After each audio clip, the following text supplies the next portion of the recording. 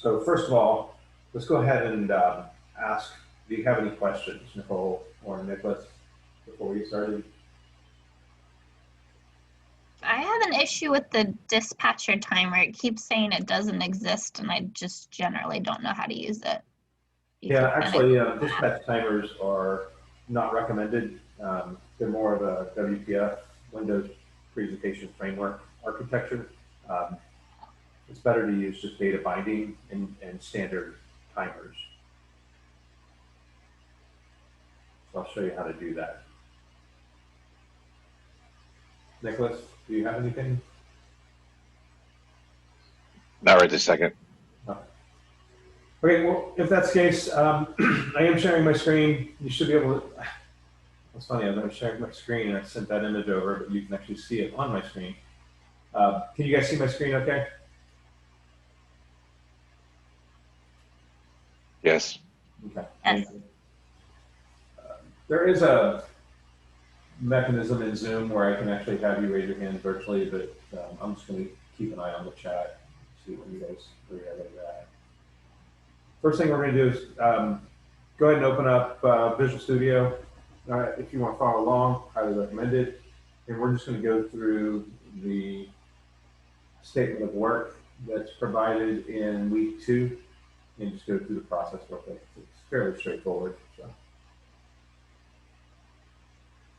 going to go ahead and first go to File, New Project, search for Universal, Windows, and make sure you choose the C# version, not the Visual Basic version.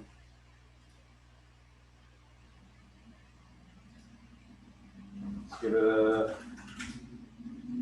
data logger project name. Leave everything else default.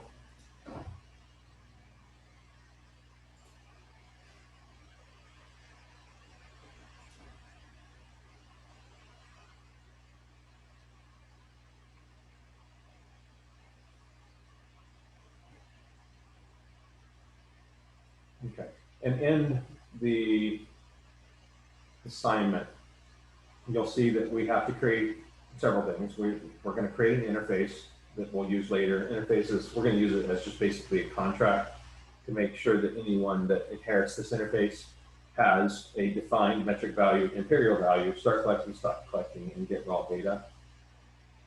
Then we're going to define enumeration so that we know if we're going to use metric or imperial.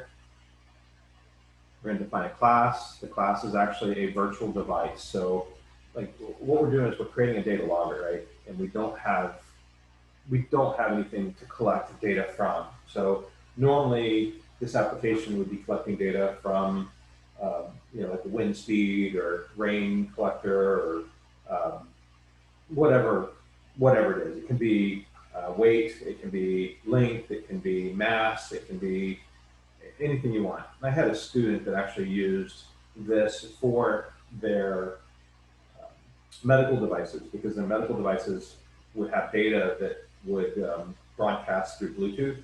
And he actually created an interface to collect the data from all the medical devices in the hospital that he was working at, which I thought was kind of cool. But since we don't have those medical devices, since we don't have anything to collect data, we're creating a virtual device that's just going to randomly create a value every second. Doesn't matter what that value is. I'm going to default it to inches and 1 through 10. Any questions about that?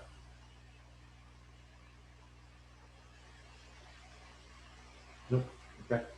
The measure length device class is actually the intermediary that's going to collect the values from the device and also keep a history of all the values that the device has created. Then we're going to build the user interface and create data binding to actually display the data through an iteration of every 15 seconds as an example, and also display the history. So that's all we have to do. That's the intents and purposes for this project, this statement of work. Any questions?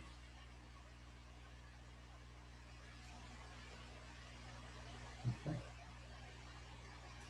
First thing we're going to do, go ahead to our data logger, right click, add new item. Actually, I could select class as well. Matter of fact, I'm gonna cancel that. Right click, add class. And I'm just gonna call the class device.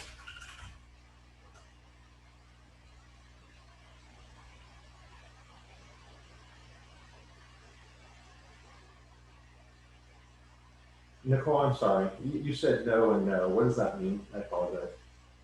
You asked if we had any questions. Ah, sorry.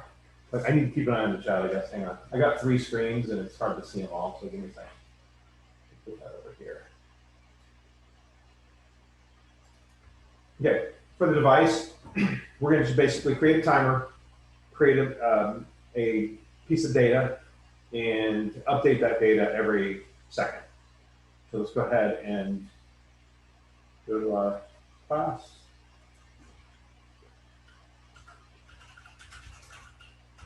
And this is the question you had, Nicole, about the timer. We're not going to use a dispatch timer, we're just going to use a standard timer.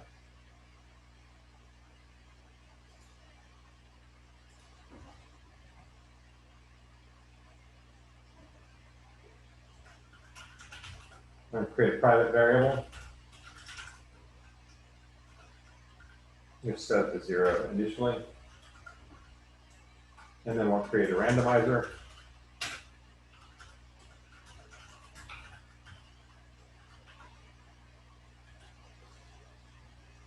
Excuse me.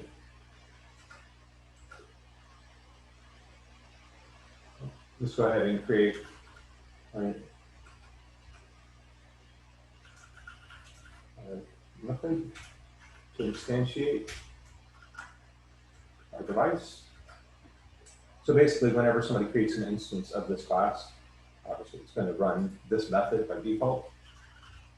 I'm going to create that timer. And we're going to use a method. The method is, this is the method. And it's going to be underlined initially because I don't have the method created yet. But that's the method we want to fire every second in this virtual device.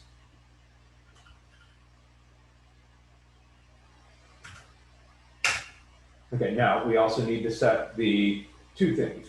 One is, when do we start firing the timer? And then how often do we repeat the timer? So we're just going to use a time value.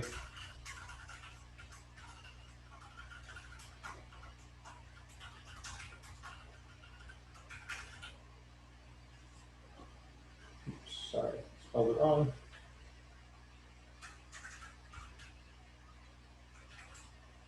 So that's when we want to start firing the timer, and then how often we want to run the timer.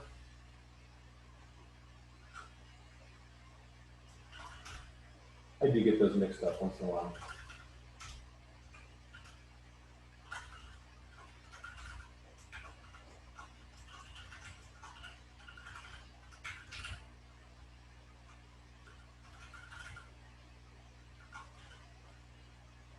Okay.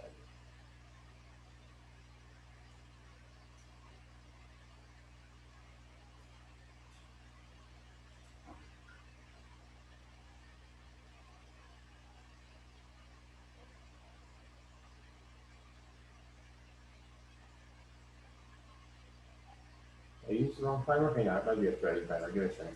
I'm going to do this.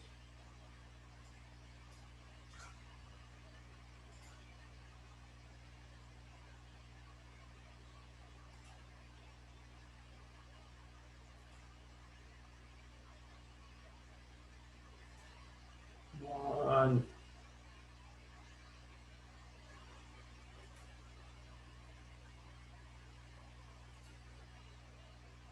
Yeah, I apologize. It's a threading timer, not a system timer. So your system.threading up here is going to be allow you to have the namespace for the timer that we're going to use.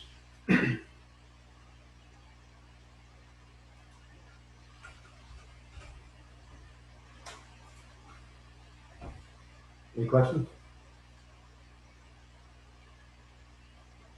I'm looking at chat this time, Nicole. Just so okay. So the timer takes a method to run. What was the null again? Sorry? What was the null part again of the timer? Hang on, I'll tell you what it is. I'll be honest, I don't know off the top of my head. So hang on. It is a State. object state, which I don't care about the object state.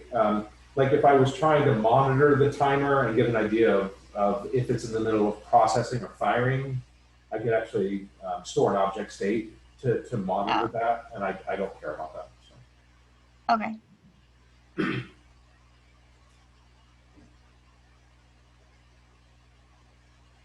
Okay, let's just get rid of that underscore squiggly line. So let's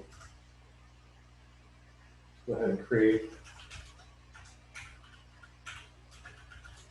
Now, because this is actually a threading timer, I do need to use, for this method, async.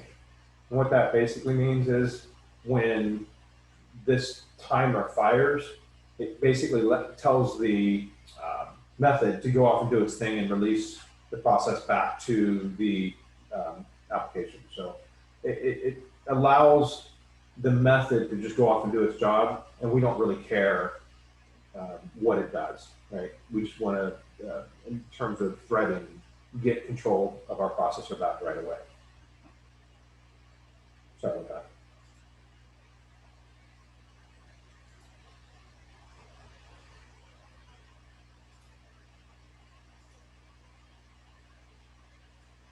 I apologize. I got a message that bumps me out of my view. Okay. So let's go ahead and finish this. It is a timer underscore tick method.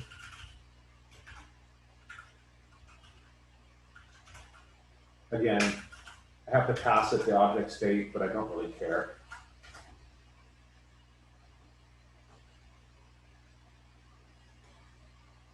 And now this is just basically boilerplate code for the method. Because it is, again, a threading timer, you would use this code for all threading timers.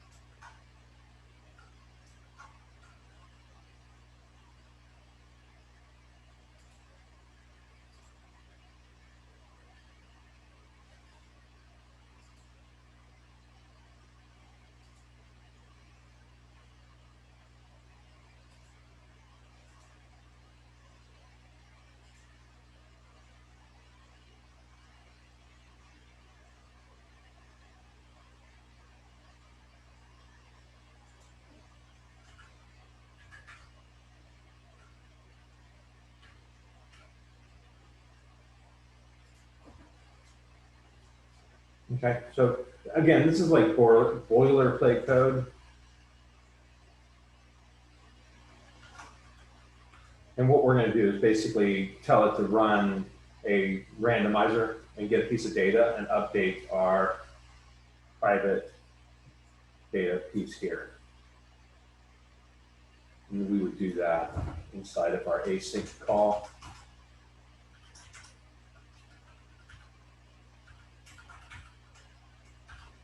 And we're going to go 1 through 10. Oops.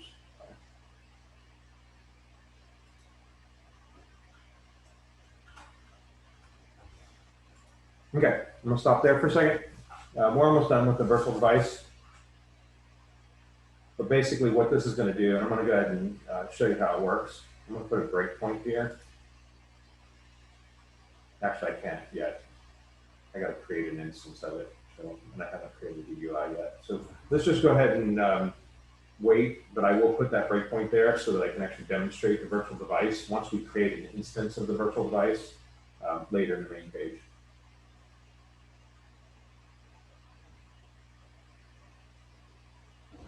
Any questions?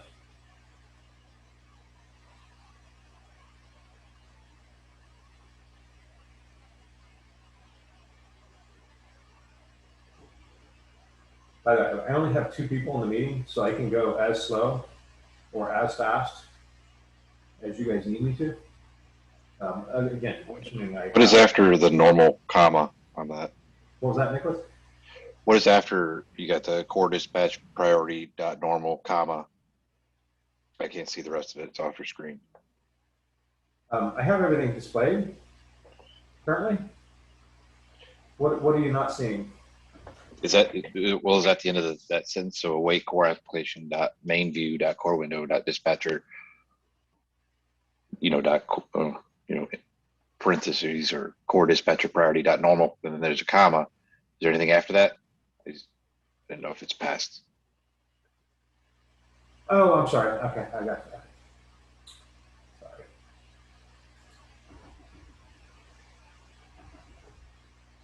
Do you see that? Yeah, I can see that. Okay. But, you were asking what was on the other side of it. Sorry. yeah, I didn't know if you could just scroll over. I don't know. Is that it? There's nothing in it? Okay. Gotcha. Sorry. You follow me?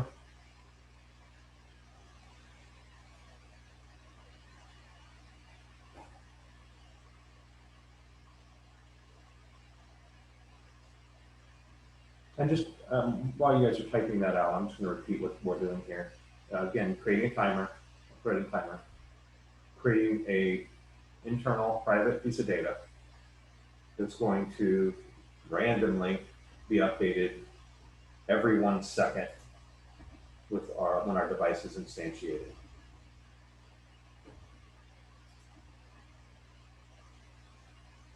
And then this timer runs this method here and simply updates our internal private data with a random value between 1 and 10.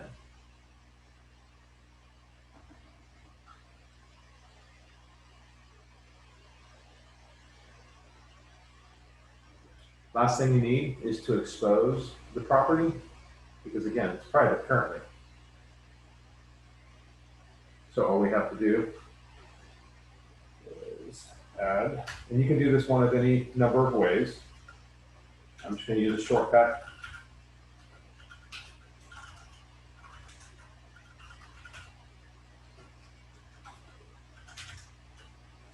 Okay. And what that will do is expose the data property using an external public property called get measurement. And this is the internal value, and this is the external property.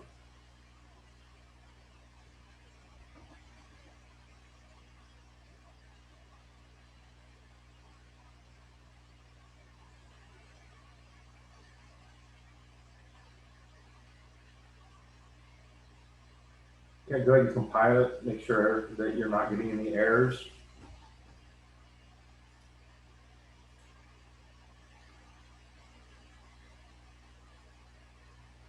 If you are getting errors, you can share your screen with me, or you can ask questions, and I'll help you through them. And you'll see that mine succeeded here.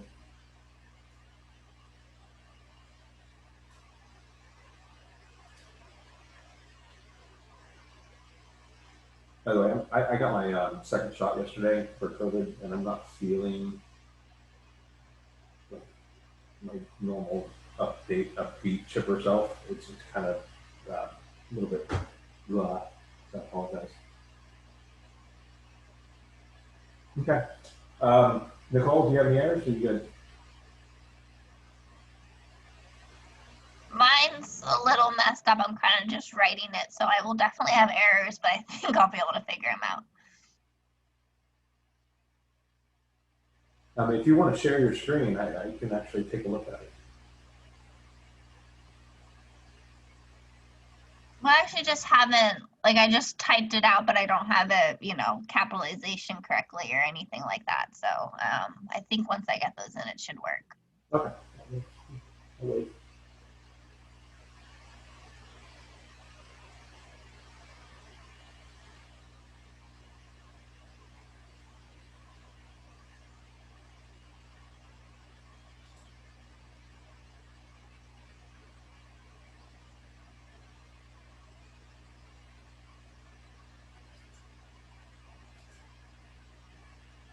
The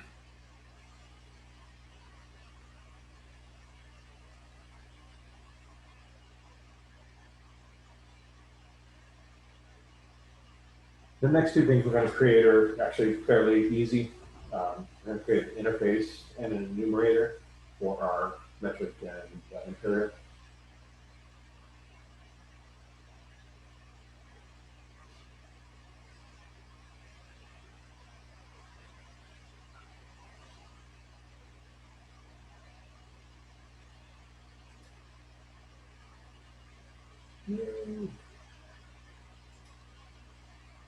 Sorry about that.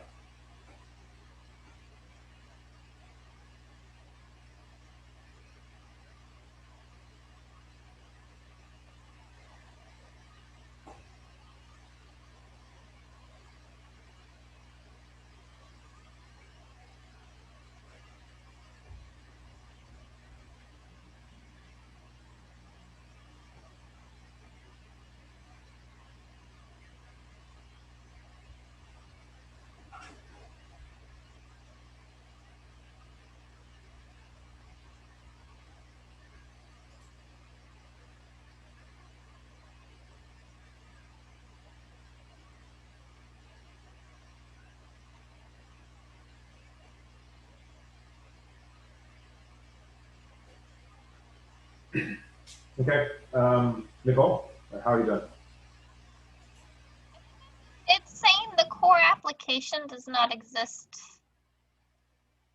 This one, put your mouse over and make sure that you're using your namespace. How do we, let's see. It's just saying it doesn't exist. It's not really, okay, using Windows application model. Like if I didn't have that, hang on, let me delete that and let me just show you real quick.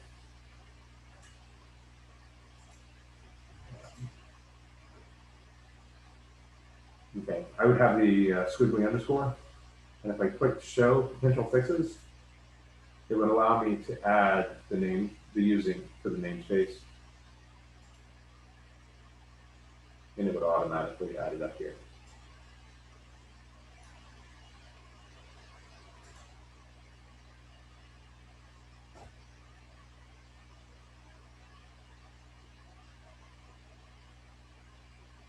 Oh, hey Matthew, we got a new. Oh, we lost Nicholas.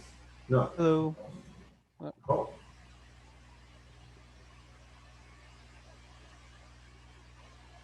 That's not good. Hey Matthew, can you hear me okay? I can. I don't think my mic is working. I hear you. Oh, okay. I actually, we just started creating the virtual device. Hi Nicole, you're back. If you want to go ahead and just start a new project and create a virtual device, and you can come back at a later date and add all the code, but you can follow along with everything else we do. Okay. So again, Matthew, basically what we did is we just created a device class and just create that empty right now. And then when we're done, I'll come back and let you copy the code, okay? Alrighty. I'll do that. And Nicole, how are you doing? I'm good. It kicked me out for a second, but I think I got it all and I got it all to work. So Okay. So that's much better than I was. Yeah, no errors or anything. Okay, excellent. Matthew, again, I'll come back to this. Do you have, just create the device class and just leave it empty for now? Yeah, I have that. Okay. Let's go ahead and add a new class.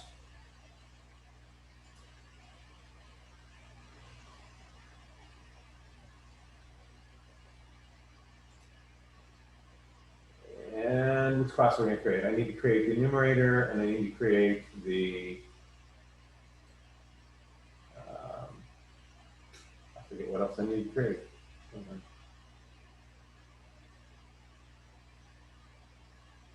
What did I say I was going to create? Let me go back to the project for a second.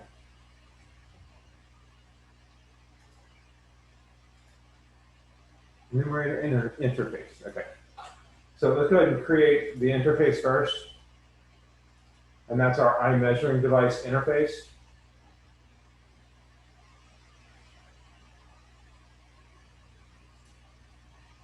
And we're going to call it not a class,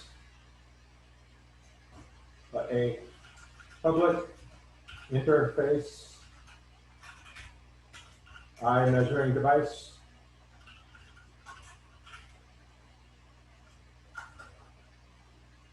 And interfaces, they're pretty powerful. An interface is basically a class without any defined methods or properties in terms of functional methods or properties. What they're good for is they can be used to actually store an object temporarily. So, and also one of the big important things of an interface is you can actually inherit from more than one interface. So a class can actually inherit from one other class and any number of interfaces. It gets a little complicated, but when you start creating collections of things, you can actually create in a collection using the interface, even though it's not a class. And as long as the class is compatible with that interface, it can store the object and expose the methods and properties as well. This is a little complicated, but that's not what we're going to use this for. What we're using the interface for in this specific statement of work is nothing more than a contract, which states that any classes that inherit from this interface are going to expose and create or have functional methods for metric value, imperial value, start collecting, and stop collecting. So all we have to do is create those stubs.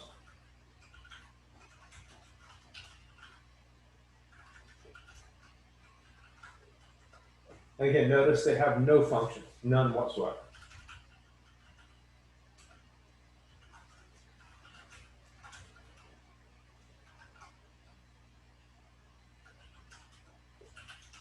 Oops.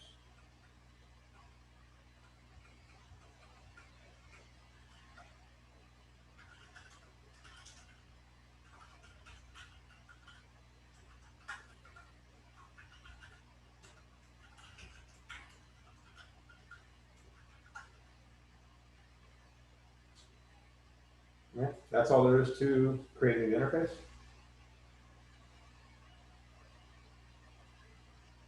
And if you don't mind, in the chat window, when you guys are done with no errors and it compiles, just let me know that you are good with an OK in the chat. I can move forward.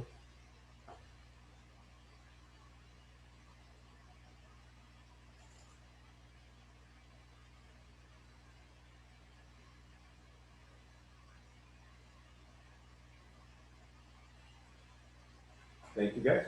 Okay, next thing we're going to do is create another, well, we're going to add an enumerator, use the class. We're going to call it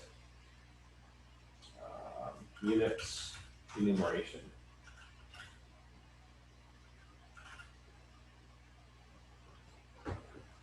Although I got to spell it right.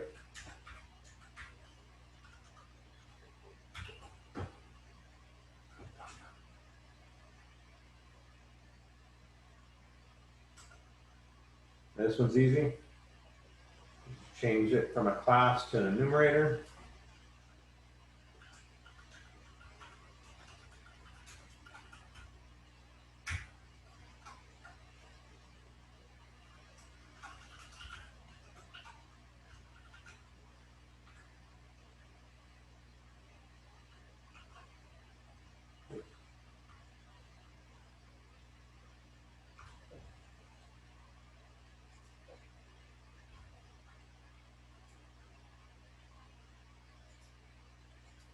Compile, make sure you're working without any errors, and then say OK on the chat so I know that I can move forward.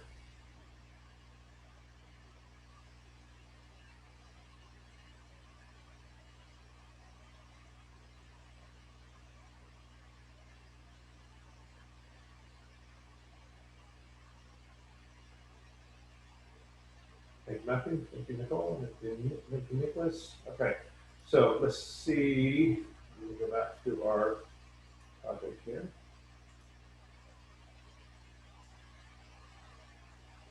So if we look at our statement of work, we now have an interface with these methods and properties.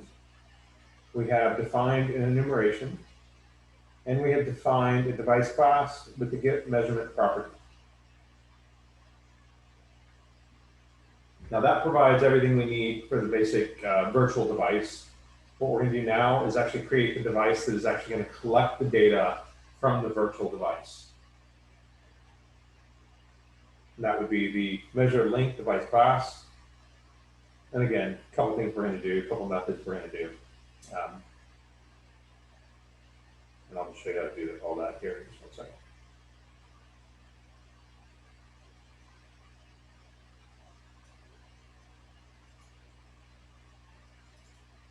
Okay, this is where it's getting a little meatier in terms of what we have to code. So let's go ahead and create a new class. And let's call it measure link device.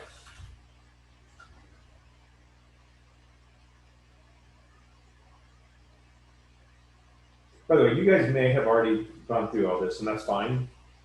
I'm just going through the process in case you ran into an issue, and also so you can actually see how it's working and functioning, and also how we do data binding, because that's generally where students struggle most. Data binding is covered in the book, but it is a terrible chapter.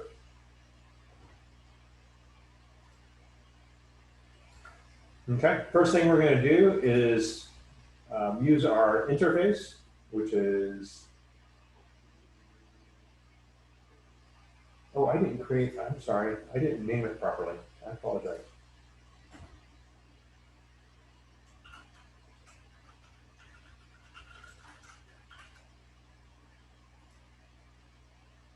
Sorry, if you didn't name it, I apologize. I didn't name it when I was going through the tutorial. Just go ahead and click on it and rename it over here.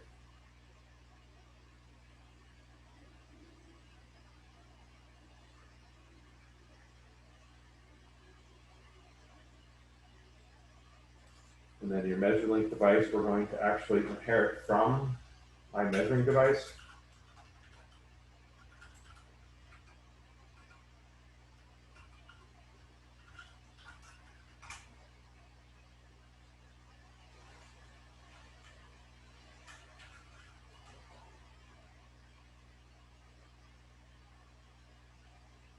And you'll see that it's giving me under squigglies because I haven't yet defined all the methods and properties that the interface is telling me I have to have if I'm going to inherit from my measuring device. We will get to them eventually, so let's go ahead and start. First thing I'm going to do is create an instance of my device that we created earlier.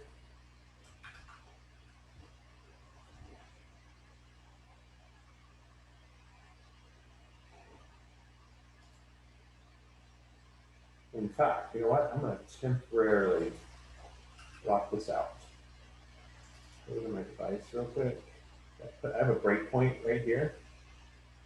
So I'm going to go ahead and run it. Oh, look. Sorry, I don't have it all yet.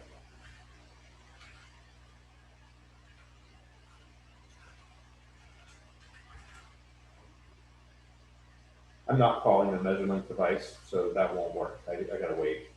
I apologize.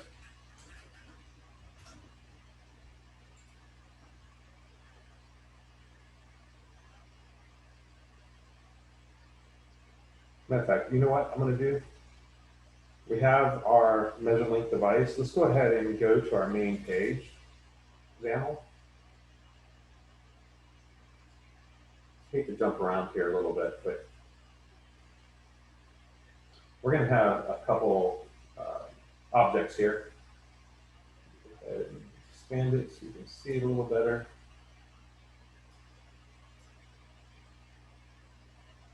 And we're going to have 2 buttons. Let's go ahead and drag the buttons over.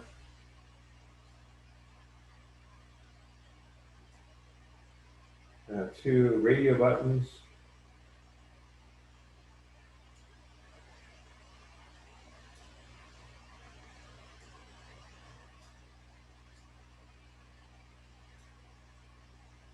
And then we're going to have a text block.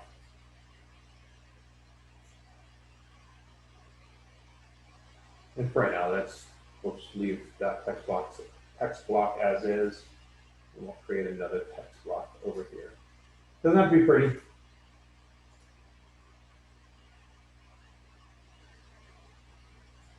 Sorry, I want a text block, not text block box. Let me delete that real quick. Text block is like a label. If you're familiar with the label in the Windows form.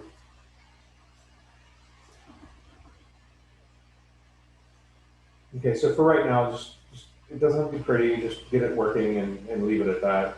Let me know with an OK when you guys have the UI done.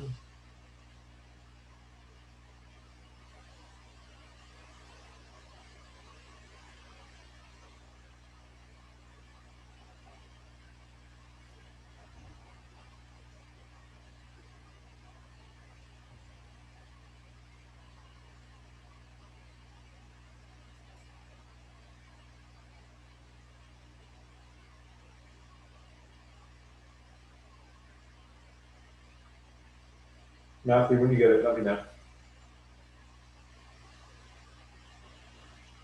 Okay, excellent. Now, this is going to take a little bit of time. I'm going to have you guys just, instead of going into the properties and using the GUI, we're just going to go ahead and make some changes here. Okay, so if you look inside your XAML view, you actually see the code. Oops, sorry. You actually see the XAML that makes up the objects that appear in the UI. And we're going to want to make some changes to that code. So,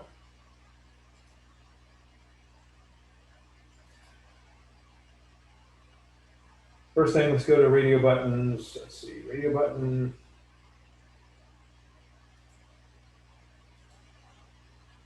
And the first radio button, we're actually going to give it a name.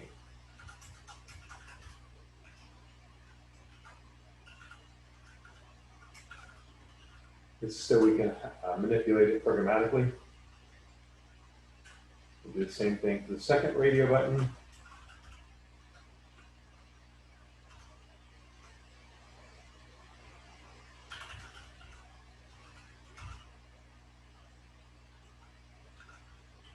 We'll call it the centimeter button.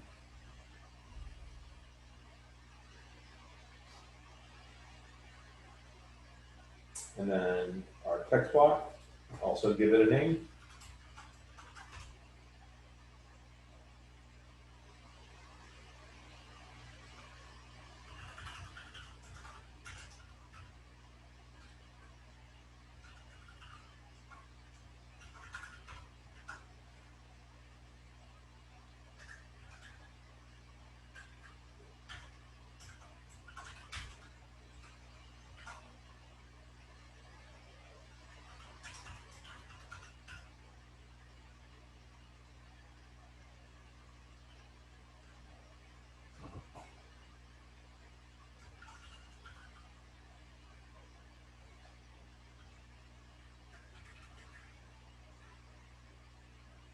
I'm going to change the name of this one real quick.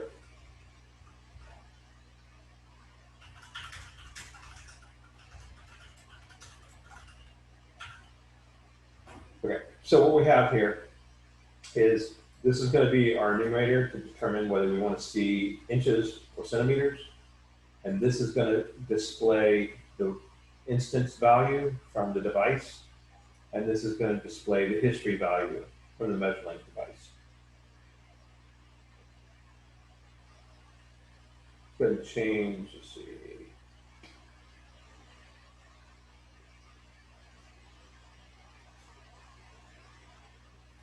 Going to add our button.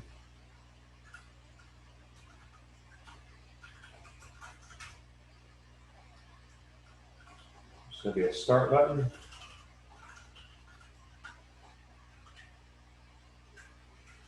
And this is going to be the stop button.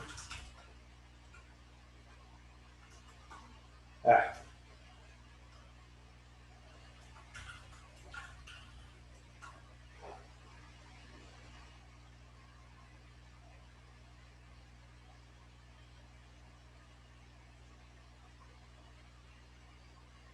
I'm going to stop there and wait for everyone to let me know they're good.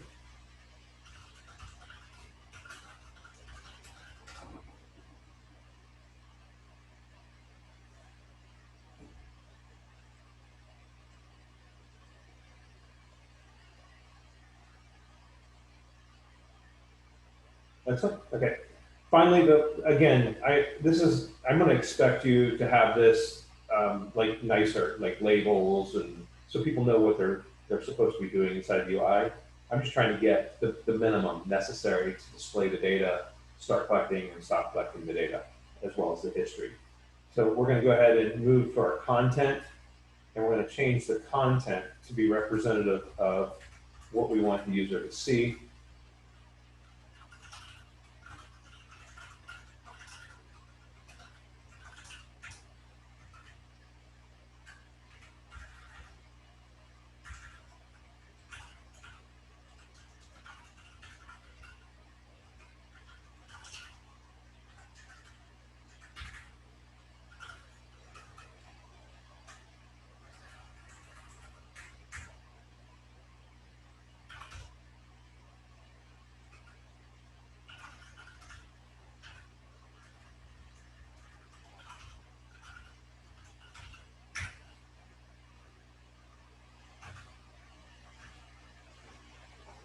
And these two text blocks are actually going to be bound to a data class in just a few minutes. We could go ahead and execute that binding since we're here. So let's go ahead and add that. Now, this is there's multiple ways to get data, and I can't yet do it because I don't have the class, but you can actually call a class and a property from the XAML that's going to display the data automatically. So every time it updates the value, the UI gets updated automatically. There's a number of ways to do that. And I actually have a video that I did it incorrectly because I was running into problems, and I apologize if I provided that to you guys because that's not the real proper way to handle it. So we'll do the data binding after we get the data class together. Go ahead and go to your UI and just clean it up a little bit, move stuff around so it's not ugly. And don't worry that it says text block here.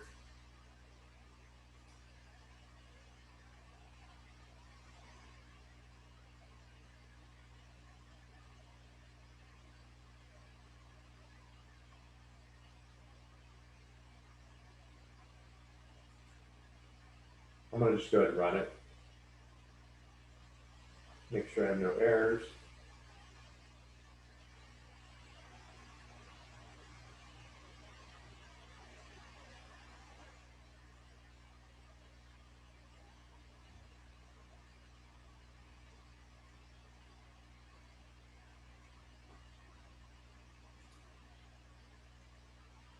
Oh, I have errors. Sorry, I didn't finish the interface yet. Okay, let's go ahead and go back to measure length device.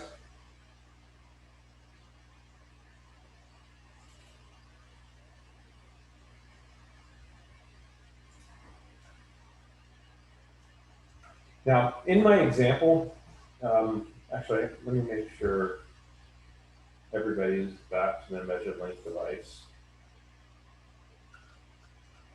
Go ahead and type an update in the chat to let me know that I can go ahead and start talking about the measure length device again.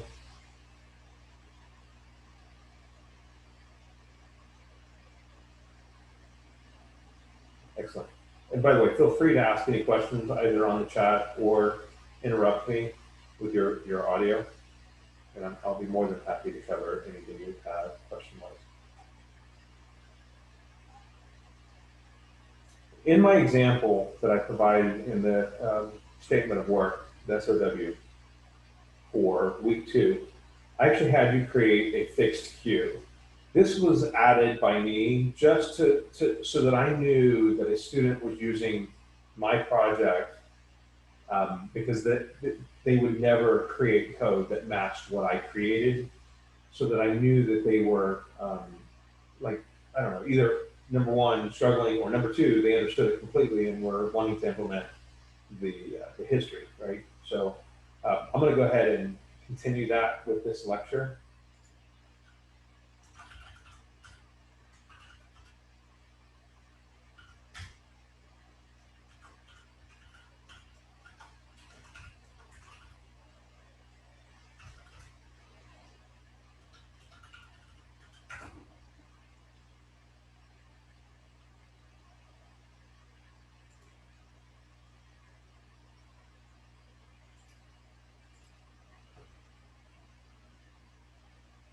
Now, because I have a fixed queue here, I'm going to create the fixed queue. So go to the project again, add new item, another class, and let's call it fixed queue.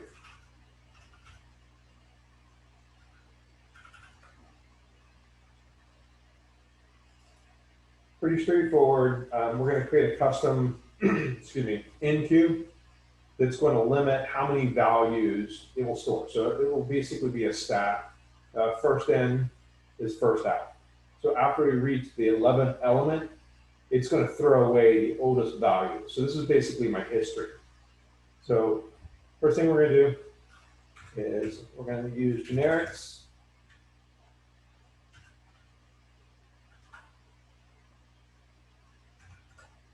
And again, that basically says that the queue can actually store anything. Doesn't matter what it is. We define what it's going to store, and we instantiate the class.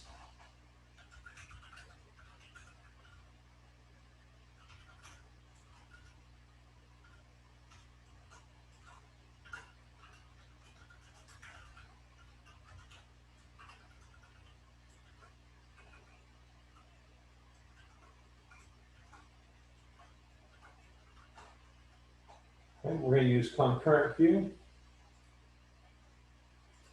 which is just basically a collection, and it's going to just keep loading more and more values. A concurrent queue is, it's like a stack of dishes.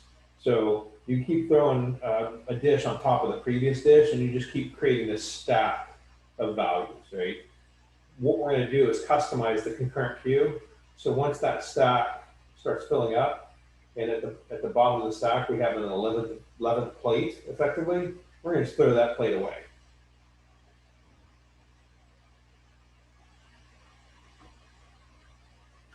Okay, because of what I'm doing here, and because I'm using a in queue, I actually need to lock the value so that it doesn't get changed while I'm throwing something away. So I have to use a special function called lock. So we'll go to private object, and we're going to lock the object. Doesn't matter what the object is. In this case, it's going to be integers. We're using object again because we're using generics.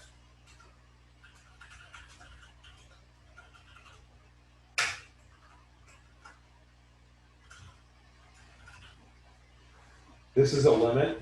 This allows us to customize how many values we're going to store in the concurrent queue.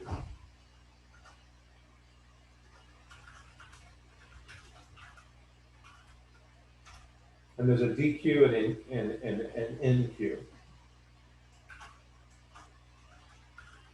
Again, we're going to use an object. It's going to be an integer when we run it.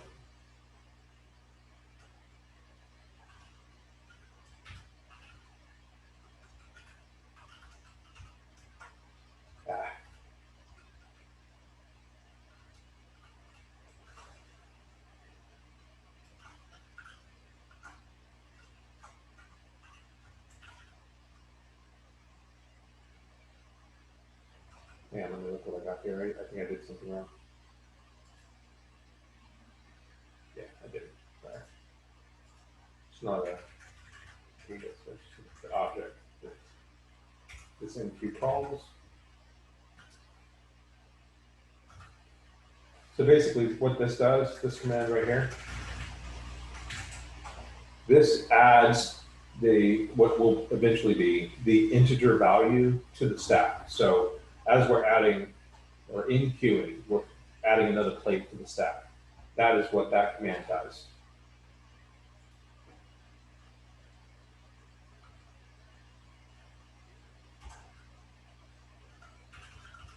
And then we're going to lock the object so that it doesn't change while we check to see if it's reached its limit.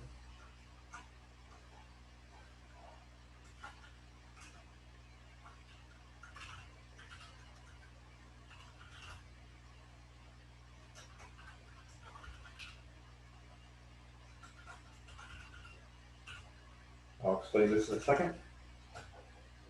Okay, so what this is going to do is check to see how many objects are in the stack. And if it's greater than our limit, which let's say is 10, so if there's an 11th value in that stack, we want to get rid of it. So we're going to try to dequeue it.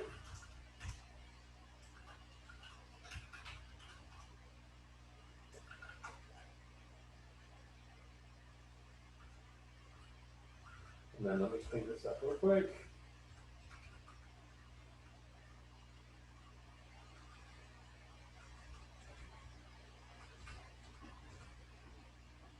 And that's all there is to our queue.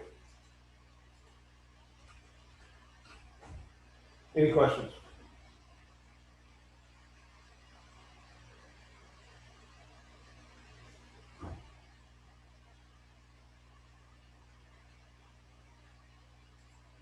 Thank you, Nicole.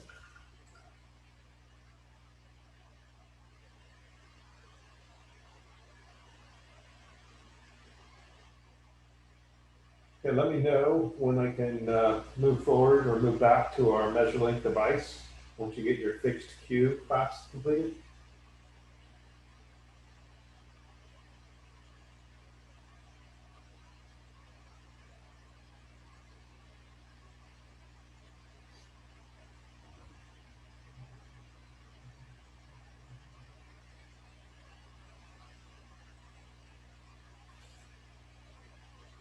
Thank you, Nicholas.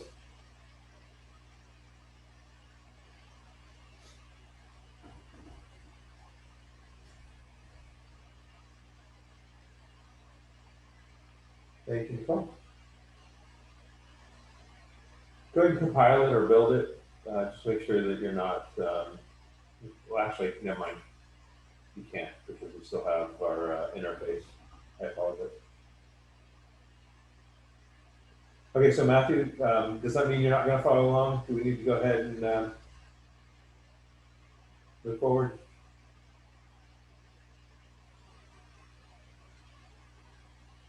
Hopefully I can get the recording going. I just can't make any promises. But...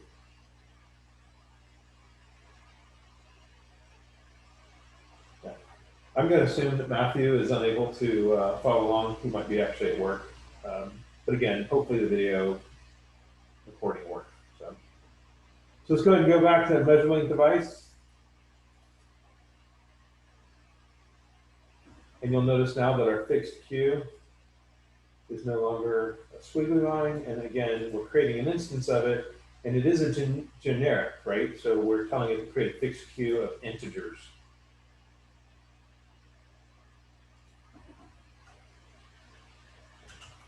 Create a timer.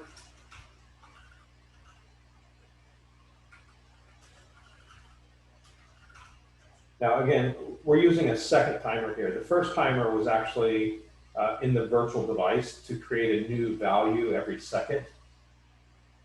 The measure length device is actually calling the virtual device and getting the value every 15 seconds in my example.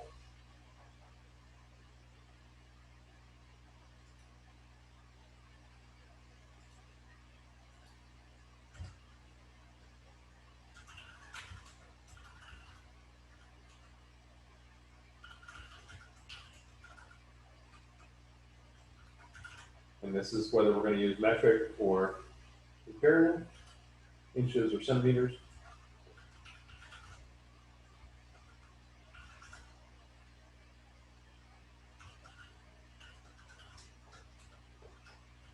And we're going to create a private engine. It's going to store the value that we pull from the virtual device.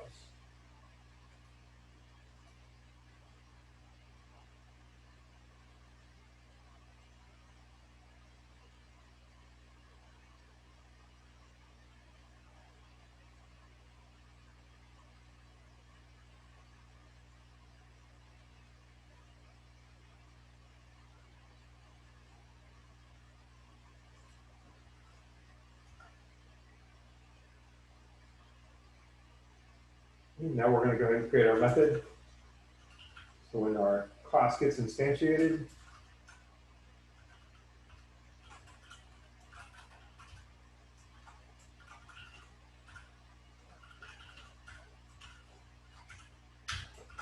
and if you instantiate it with a call to units to use, we'll run this method.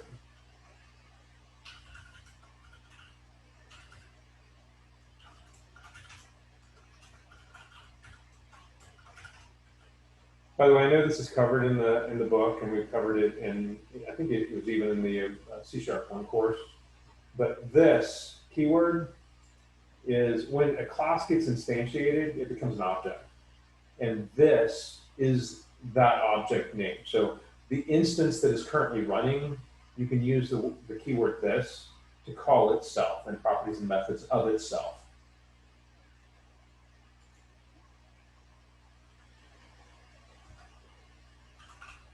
We're going to update our queue. Actually, we're going to create an instance of our queue and set the limit to our queue.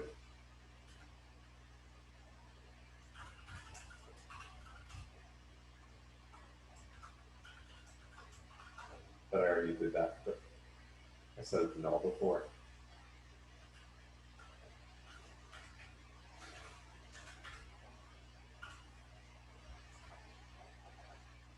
And I'm going to set the limit.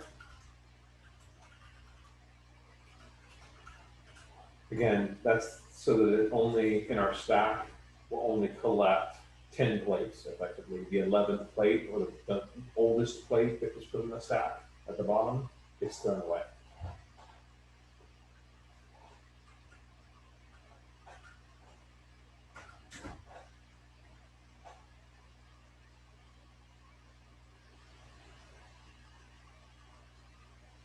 Now, we have to display the data from history in our fixed queue. So I'm going to create a method that basically iterates through all the values so that we can actually display it inside of our text block.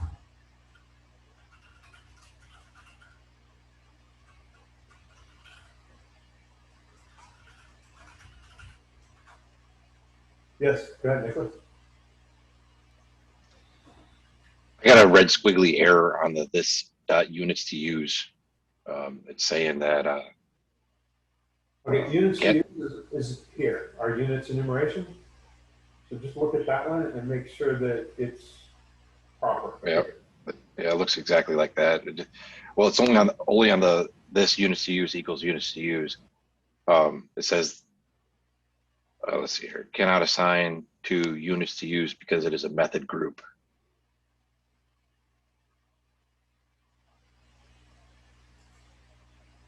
Okay, so you're getting an error under here? Right. Yes, right there. Just that half. The second half is good. Okay, do you have this private property set? Yes.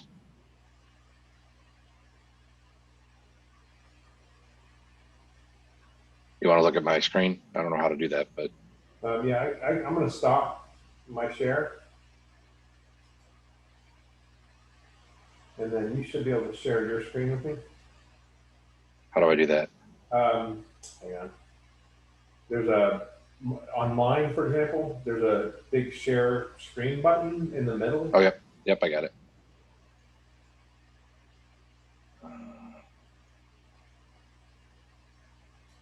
There you go.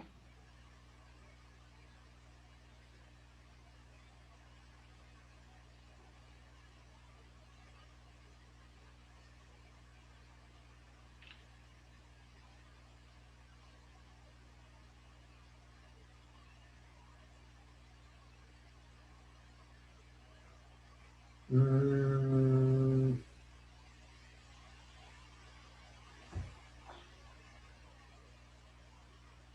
do me a favor, go back to your units enumeration real quick. Can you go back to your measurement device?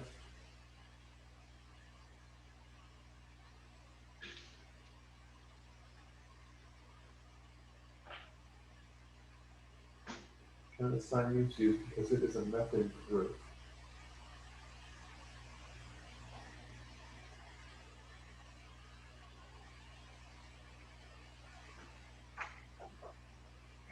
Hang on, I'm looking to see if I can see anything wrong.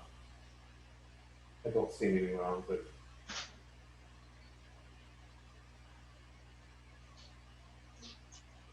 go back to your units enumeration again.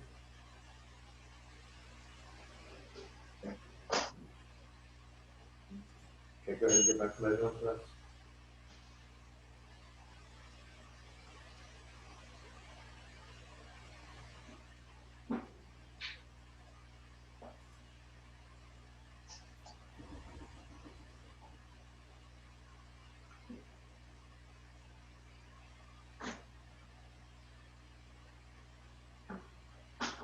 Do me a favor, just to make sure, go ahead and clean and build.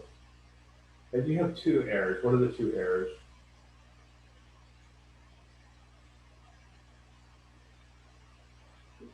Oh, okay. That's okay. Hang on.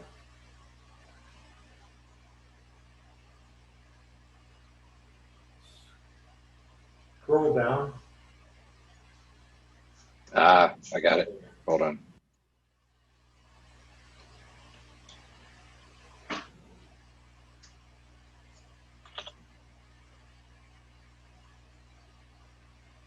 By the way, if you highlight that and hit Control K C, it'll comment the whole thing. Um, Control K C, and then Control K U uncomments it. Rick, thank you. You good with that?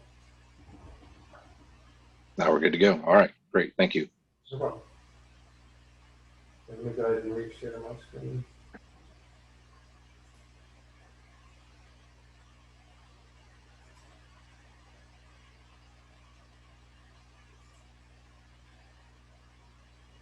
Okay.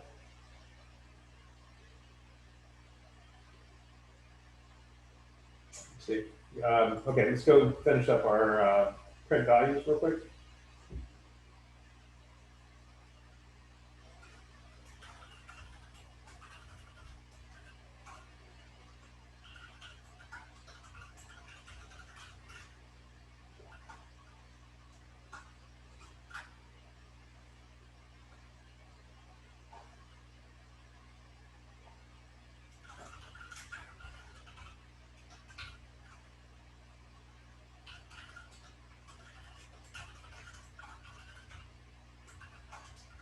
Again, I'm just going to use a string to collect all the data in the queue. Use a for each. And pull all the values out of our collection and put them into the string. And we're going to use the word append, or the method append line, so it creates a new line in between each value.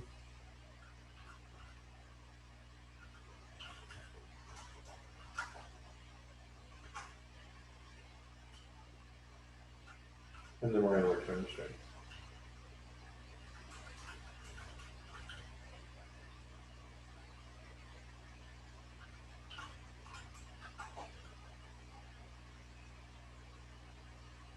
So that's basically our history. That's a method that allows us to iterate through the queue, the concurrent queue, and get all the values.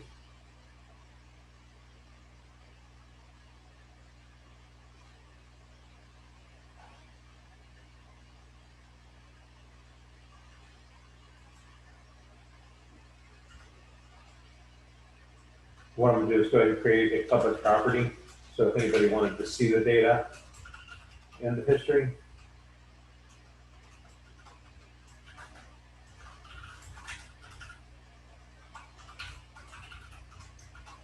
they could. Okay, so that just exposes the raw history data.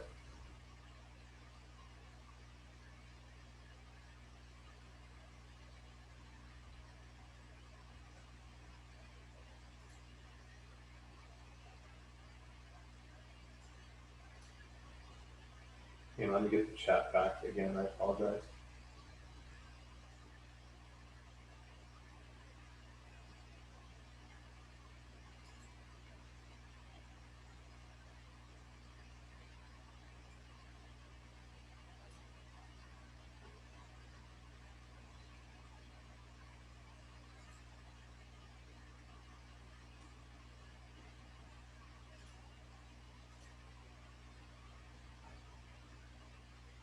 Hang on, I apologize. I lost the chat. I have 3 screens here. I'm just behind something. Just give me a second.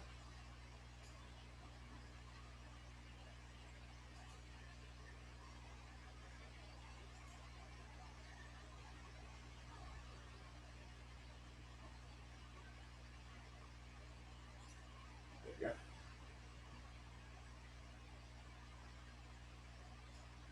Okay, Nicholas, I apologize. I just saw that you said you have a question.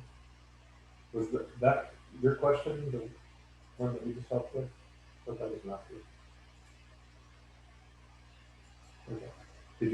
Are you good? Okay.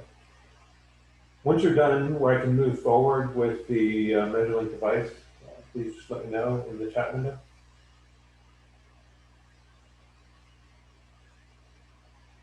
Thank you, Nicholas. Thank you, Nicole.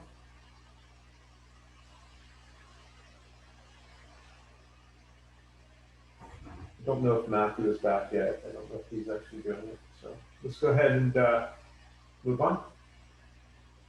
Now this is a measure length device. So we actually have to create a timer to get the value. So let's go ahead and create a timer in our measure length device.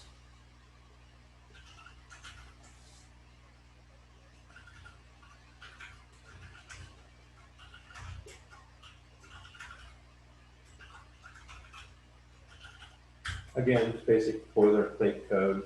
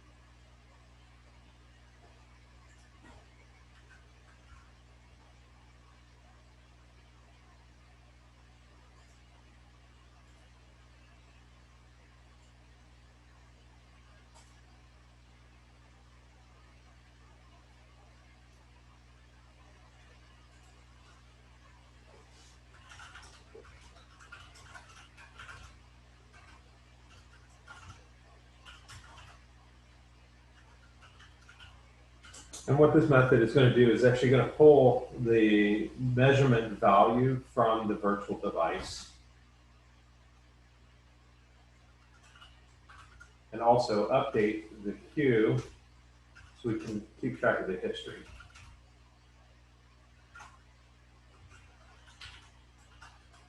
And I got to figure out why I have squiggly, so give me a second. I may have forgot to add, I apologize, my public get measurement.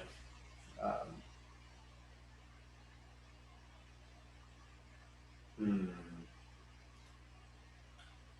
worry about that.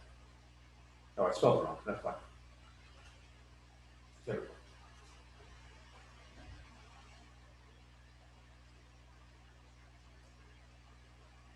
go. Okay, so that's our timer that's going to go and get the value from the virtual device every 15 seconds. Thank you, Matthew, for letting me know. Okay, once you have the timer, just update me in the chat so I know I can move forward.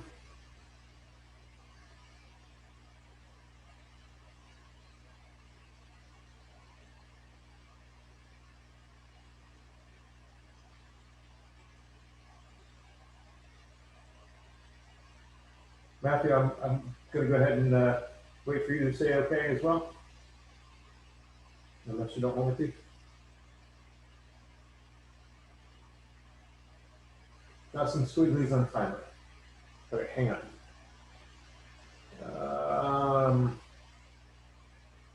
You have your timer defined up at the top of the class. Okay. Do you want to share your screen so I can look at it real quick?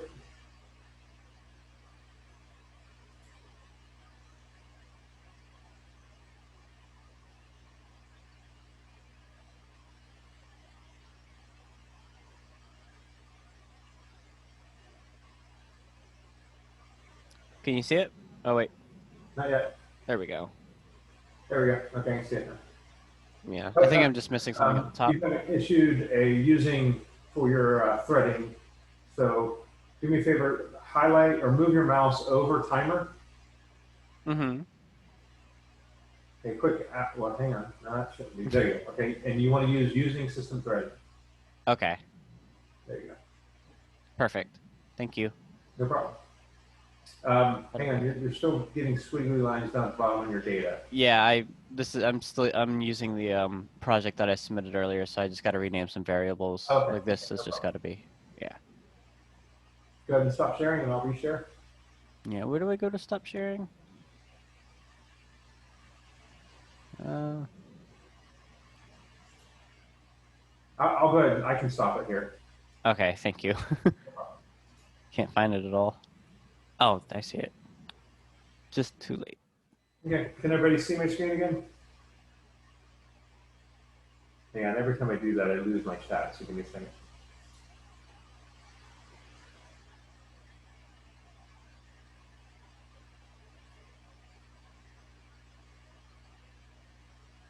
I hate continuing without Nicole. She's been here so long, but okay. It's okay, we have a couple more things we have to do to the MeasureLink device, and then we're almost done. At that point, once we get the MeasureLink device finished, all we have to do is finalize the main display to get all the data from the device and for the MeasureLink device. So pretty straightforward. So let's go ahead and go to our MeasureLink device, and we're going to go ahead and create our metric and imperial value conversions.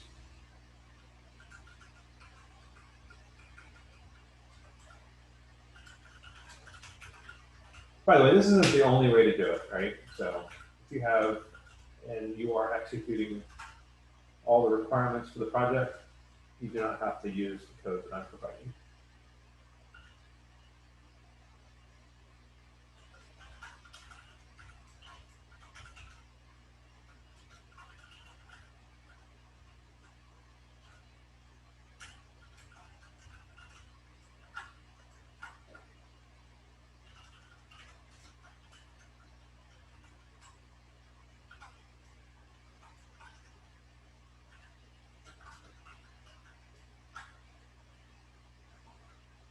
Okay, so this is a convert.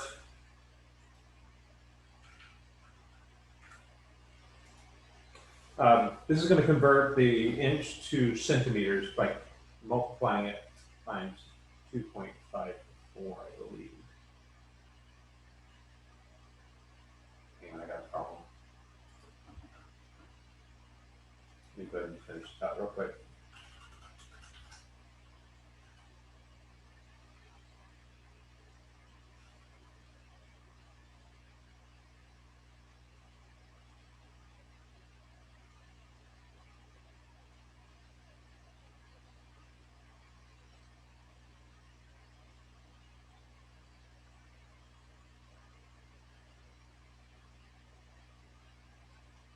Sorry. Brain fog. And then we'll go ahead and do the same for Imperial. But we're not going to be converting. All of our Imperial data is going to be the raw data. But we're going to go ahead and put it in here just in case there was a conversion that needed to take place.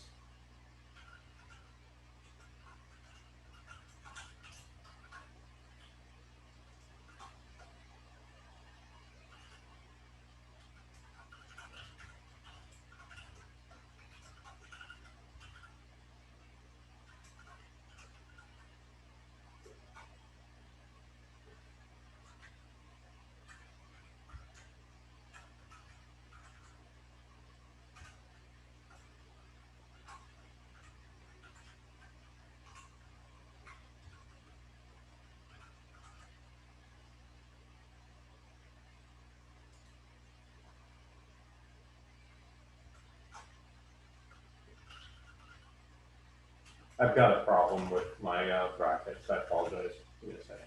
I'm going to take it all out and fix it.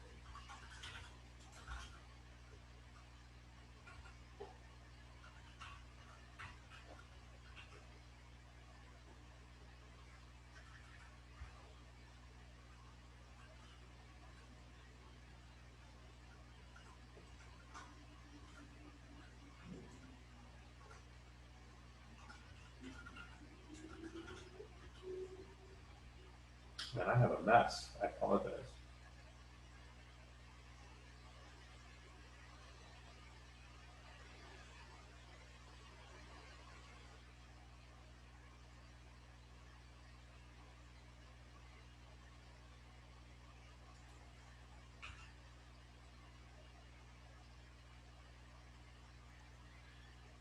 Hey, you have a semicolon after the imperial value there. Get rid of that, Thank you. Thank you very much. Who was that? Matthew? Nick. Nick. Thank you, Nick.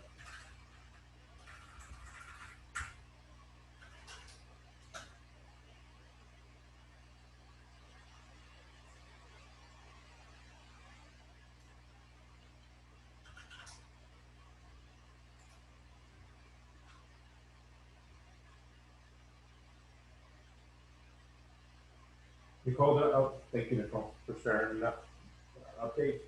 By the way, all we've done so far is we've added our conversion from metric and imperial. I'll leave that on the screen. And then we're going to create our start and our stop methods, and that's it. Okay. Let's go ahead and do our stop collecting.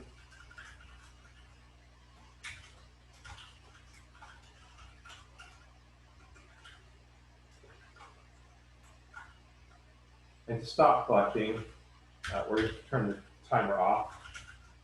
I know it seems odd, but that's how you turn a timer off. Basically, just destroy it.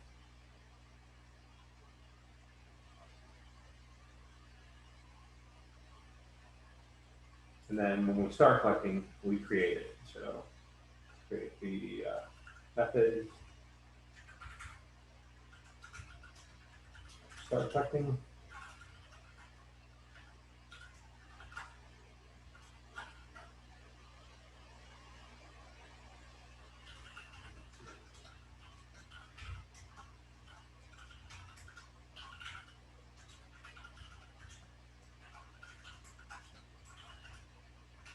We're going to do time span of 1 second to start.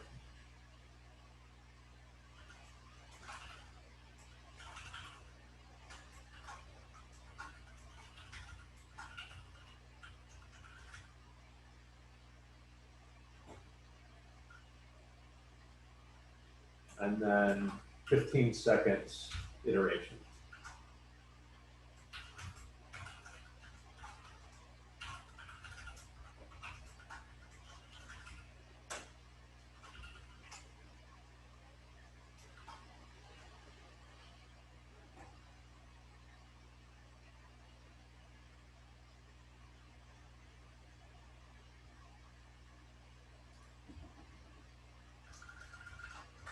Let me know when you have it in and you compiled.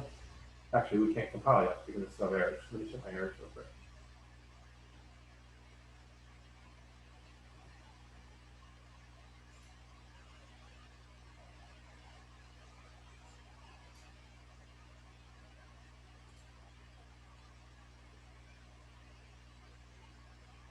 Oh, sorry.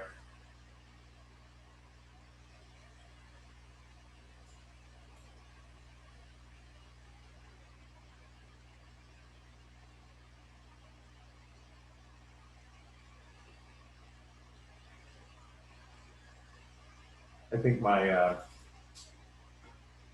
yeah, I apologize. I mistyped my measurement device interface. I said stop collection instead of stop collecting. Matthew, the answer to that is there's a timer set to go off or start the process, and we set that to 1 second. So once we create the timer, we're going to wait 1 second before we start the timer. And then the second number is how often we repeat the timer tick event. That makes sense? So like if I set it for 60 seconds instead of a second, the timer wouldn't fire right away. It would take 1 minute before it fired. And then after that 1 minute, it would go every 15 seconds.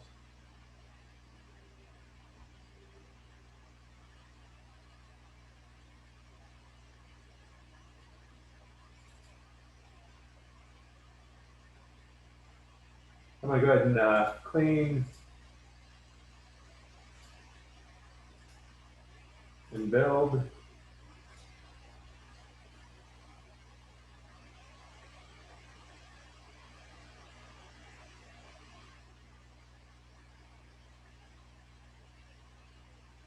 Okay.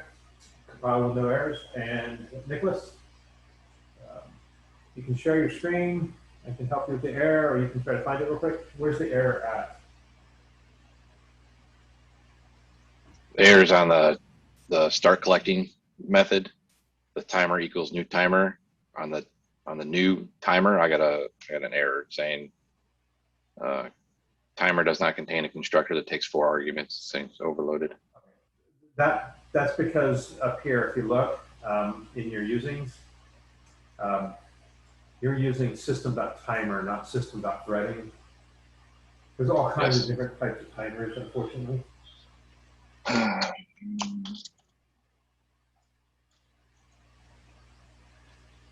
If you want, do you want to share your screen so I can look at it?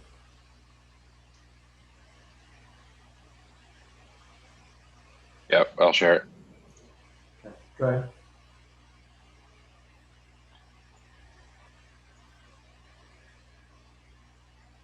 You go to the very top line.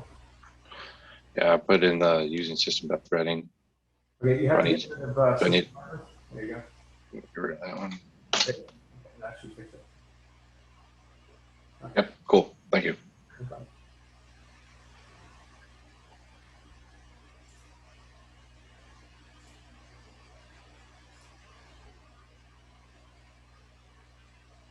Okay, let me get my chat back. I apologize.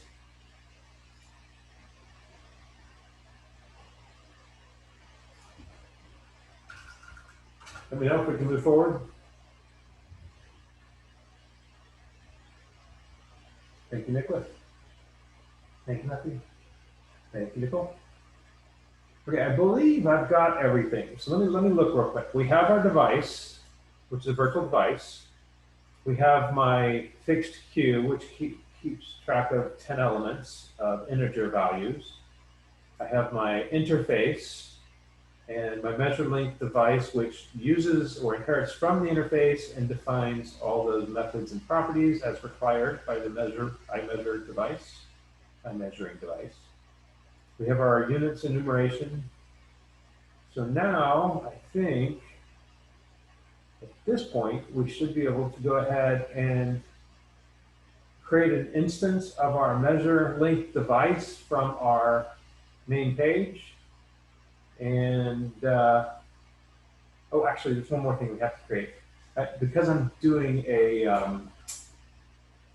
data binding, I need to create a data class. So as part of our MVVC type architecture, we need to go and let's create that data class, and I'll just explain to you what that is real quick.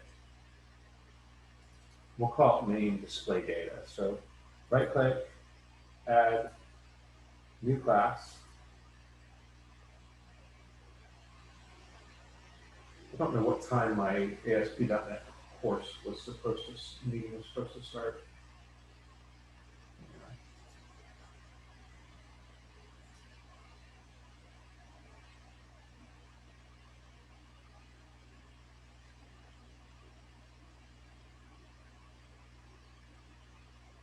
12:30.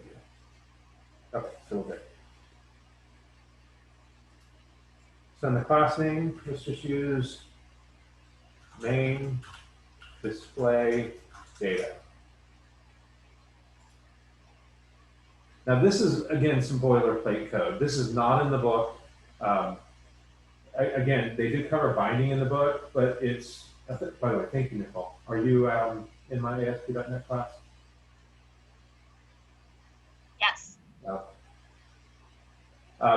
Don't panic when you see this. It's basically what we're creating is we're actually we're creating events, handlers for events, so that when something in this class changes, some property changes, we fire off an event handler that automatically updates the UI. So just to understand, this is kind of like boilerplate code. It's pretty straightforward. It allows you to have bidirectional data control. So like your UI can actually update your main display data, or it can just display the data from main display data when it changes. And that kind of makes sense here in just a second. But first thing we're going to do is go ahead and go to our class, and we're going to have to inherit from an interface, I notify property changed.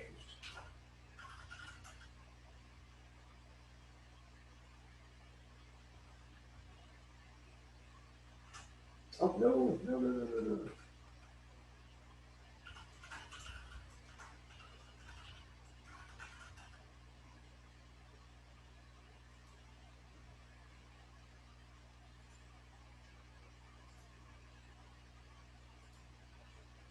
Okay.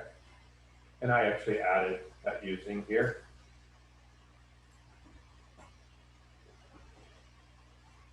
And for main display data, we're going to actually store two pieces of data. That first one is actually going to be the measurement, and the second one will be the history.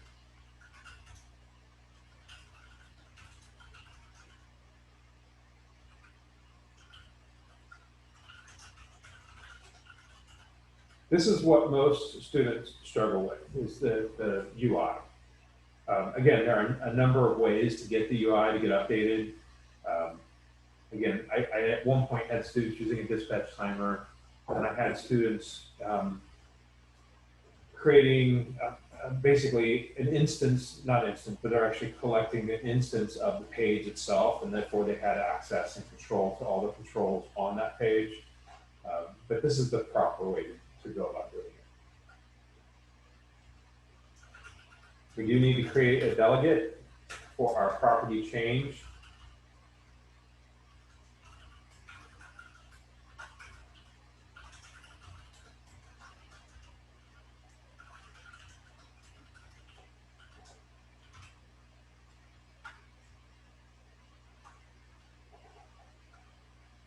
Again, that's just so that we can actually have our event fired when a property value is changed and updating, and then it will update the binding to the UI. Create and expose our two properties. First, we'll do our history.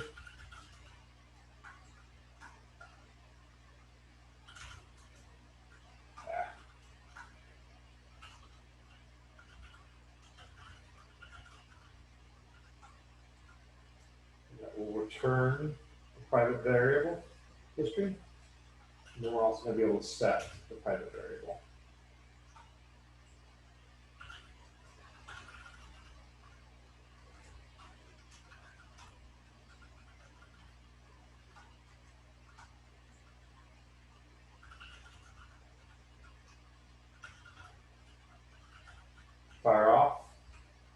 property event change. And this is what notifies the event to update the data binding in the UI.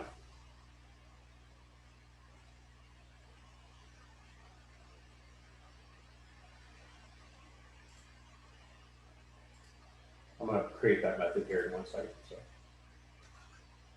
go ahead and expose the measurement.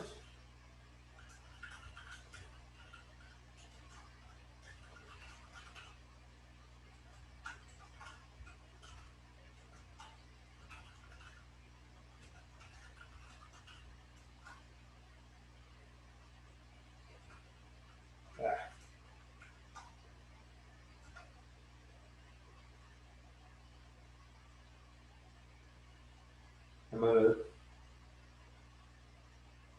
stop here in a second so you can actually make sure you have everything typed.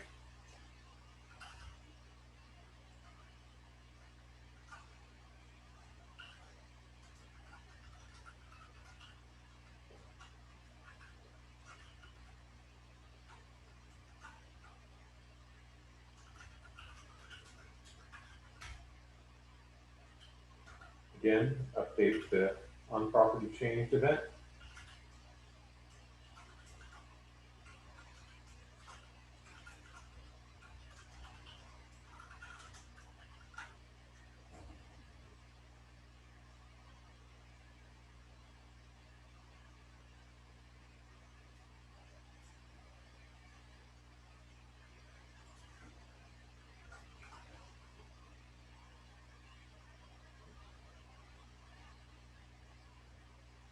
You will have the squiggly line on the on-property changed event or method until we actually add that. But otherwise, let me know when you have everything else typed out here for your public properties.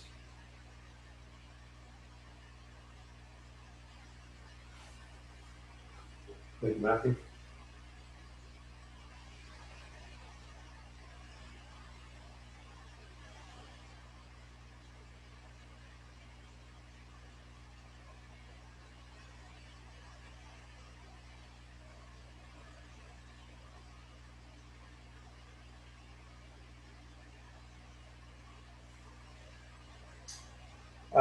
It doesn't matter. I'll add this on it doesn't matter. Looks like you need a semicolon after the public string history, get return this history. I'm sorry? You need a semicolon after the get return this history. Oh, sorry. Easy.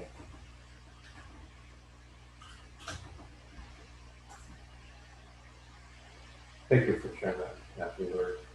Thank you for sharing that was.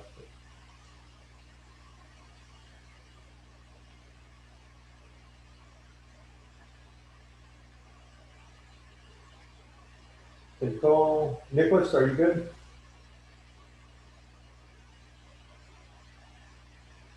No. Okay. Let's go ahead and create our on-property changed method.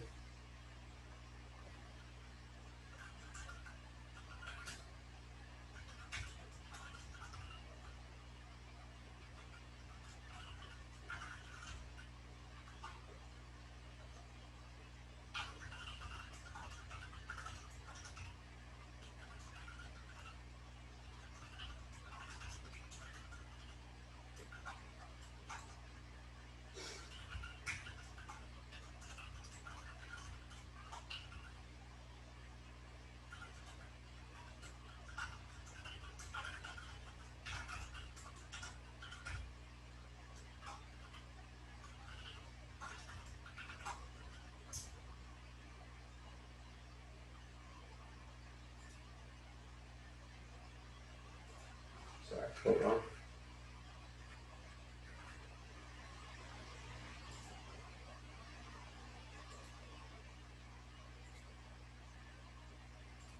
Okay, now this, again, is kind of boilerplate code for anytime we want to create a data class that is going to update UI based on an event of any property change. In this case, if somebody updates either measurement or history, it will automatically fire off the event method that will update the UI, and I'll show you how to bind the UI here in just 1 second. Now, I want to reiterate again that this was actually in the book. I don't have the book in front of me right this second, but it's like on page 683 or something. And I can honestly say I read that chapter multiple times, and I almost get the impression that maybe when that was written, that the binding was like broken or different, because I wasn't able to actually follow along with what they were trying to say in the book. So I apologize for that. But this is how you do data binding. I mean, it's very straightforward. Just create your data class, create your delegate, create your on-property changed event, and then create an instance of the data class and update it. That's it. That's all there is to it. Well, you got to bind. You got to actually type something out in the UI, the XAML.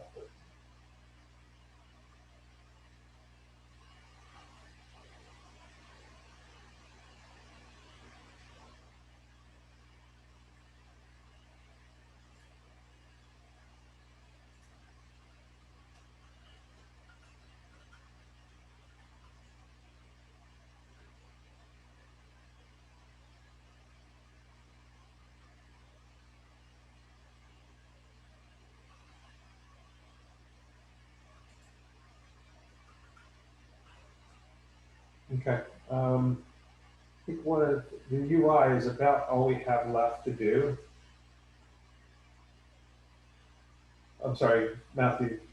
A delegate is it's basically a reference to another method. So if you create a delegate, the delegate itself could be a reference to some method. And it would actually, so you can define a delegate to accept certain methods and properties, some parameter lists and return types. But basically a delegate is nothing more than an alternative name for the method. I think, hang on, give me a second real quick.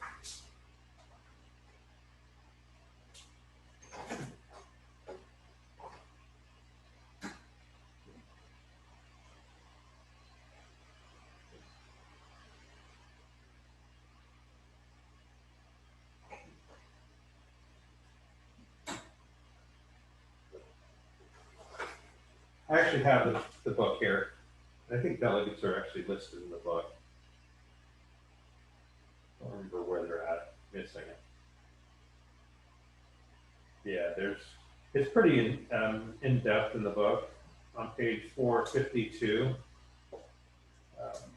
It takes kind of a deep dive to fully wrap your head around the delegate, but again, it's pretty simple, pretty straightforward.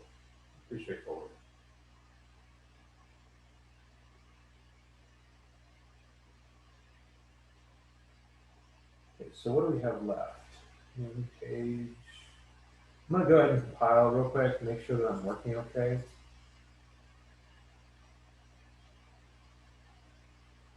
I think I am.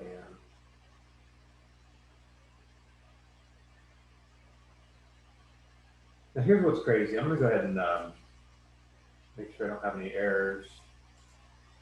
I do not. Go ahead and run it.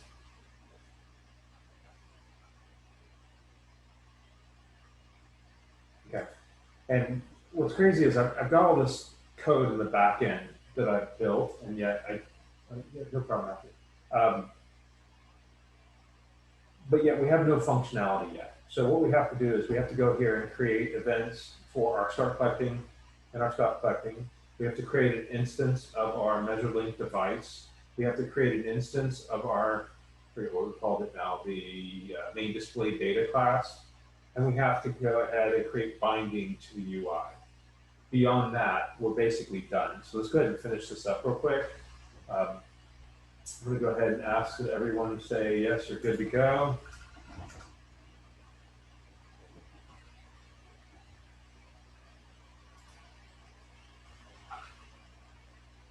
Thank you, Nicholas. Thank you, Nicole. Matthew.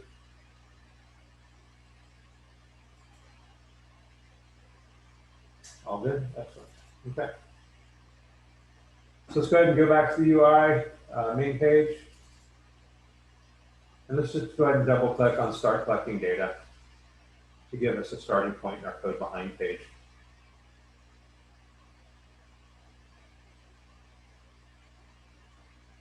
And what we're going to do is we're going to initialize some of our objects that we need for our main page. Like I said before, we need the measure link device object. We need the main display data object. So let's go ahead and create those real quick. Under our constructor for the main page,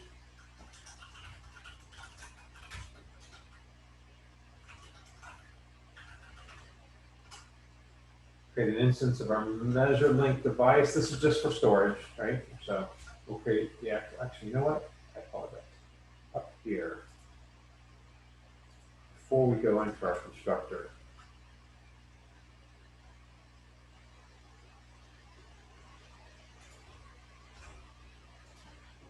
let's add a couple things. Let's add a timer.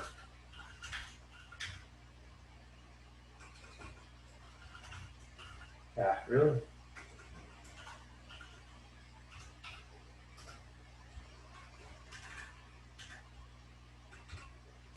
Sometimes I hate it all the time.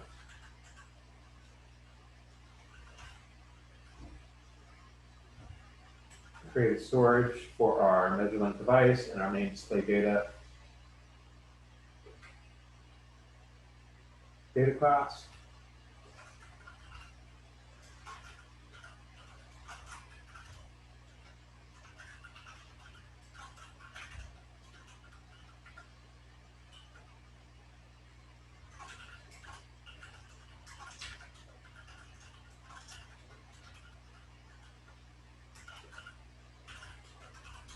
And our enumerator.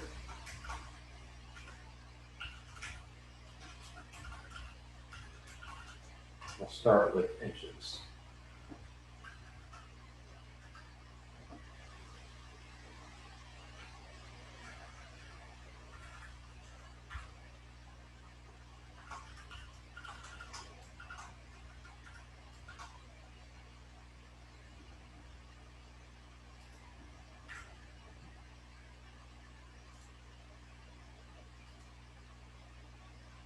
Okay, I'll stop right there for a second. I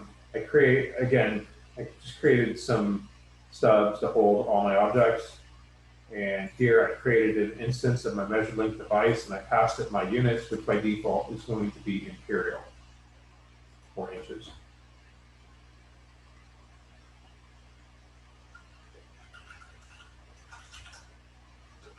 Create an instance of our device or our data class.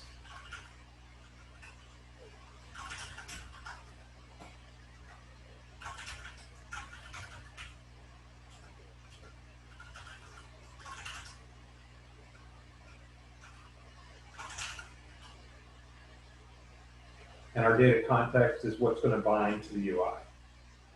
So we're basically taking here our display data class and we're binding it to data context, which is actually how we actually update the text blocks inside the UI. And I'll show you how to change the XAML to support that here in just 1 second.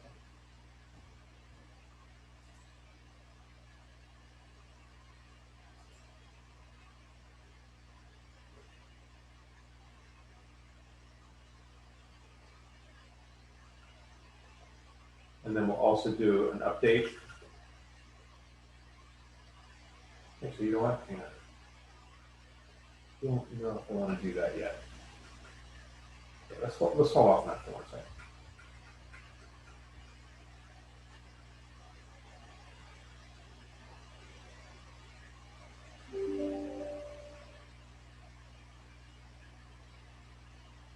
Oh wow, we have 30 minutes. We're almost done. It's okay. I'm going to do something real quick for main display data. I'm going to actually have it find a history. So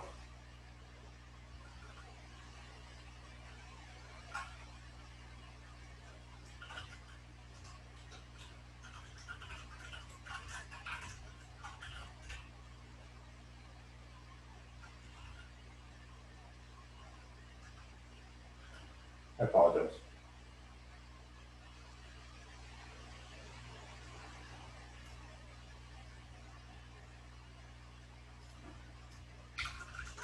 Let me know when you have it working, or if you're good to go. Thank you, Matthew. Thank you, Nicole.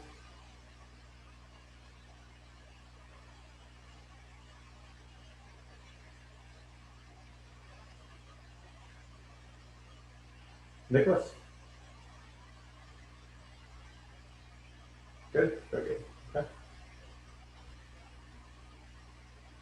Okay, now let's go ahead and update our start button click event.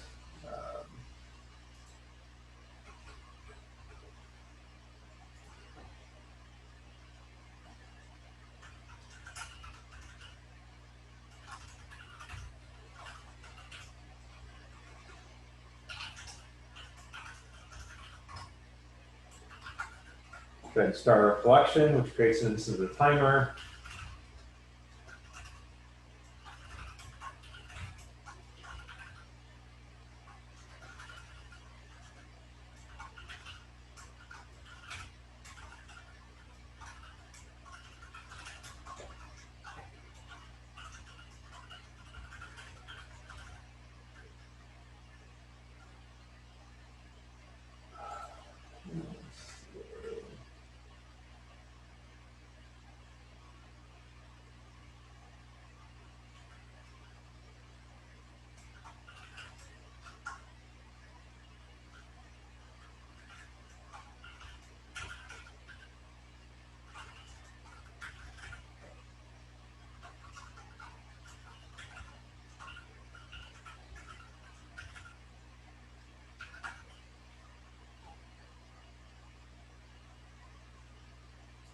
Okay.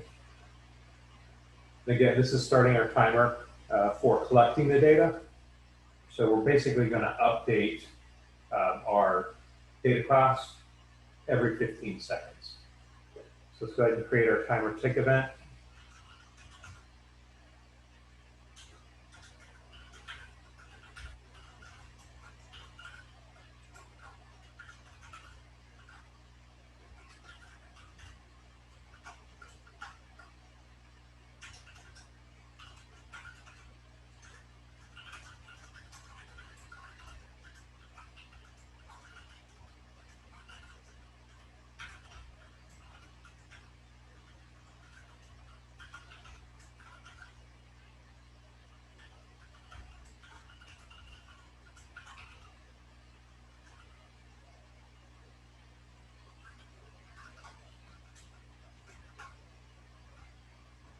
Okay, let me correct all my misspellings. Am I using? Yeah.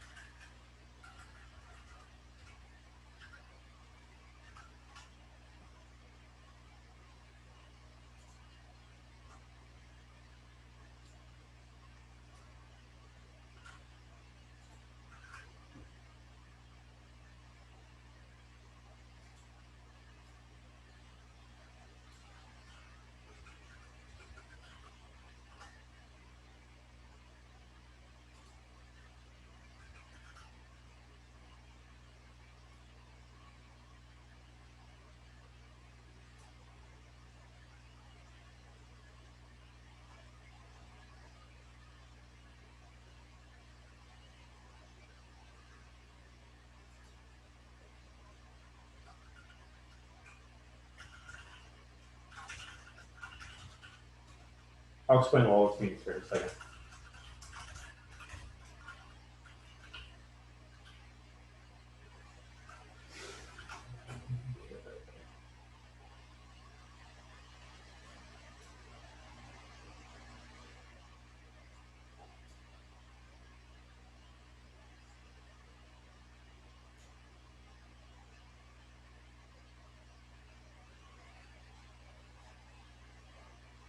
Okay, this is our, hang on, let me type this out real quick.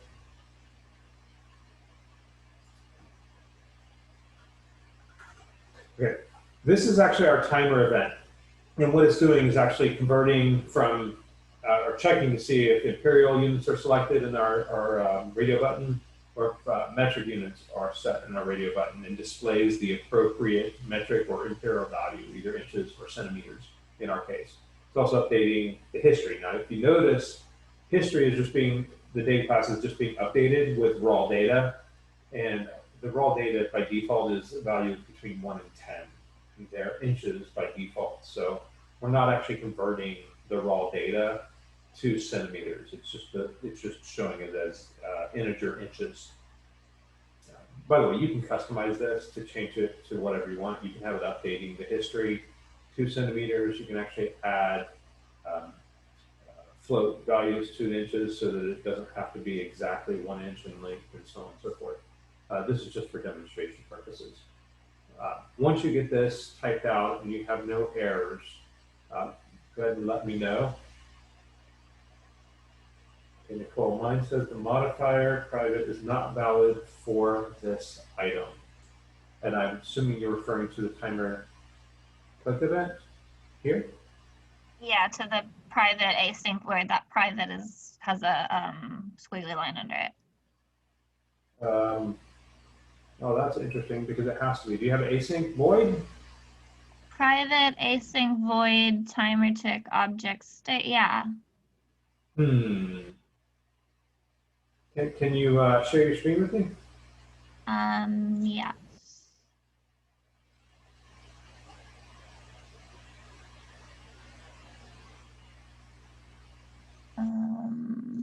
Yeah. Did that work? Yep, it sure did. Okay, so give me a second.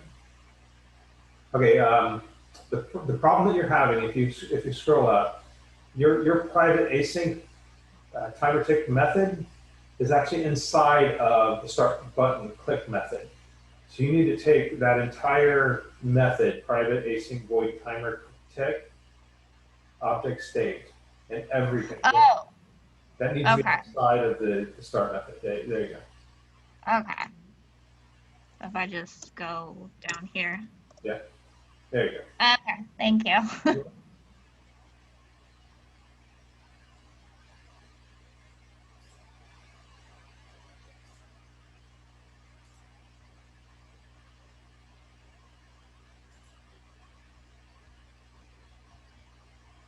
Okay, Nicholas?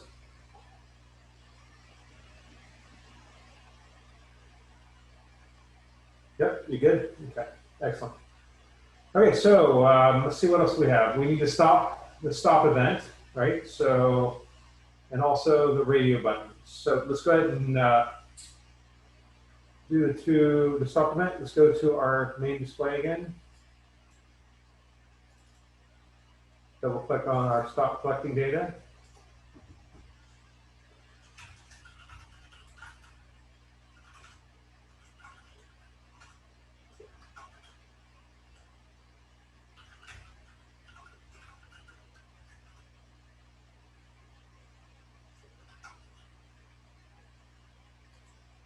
Okay.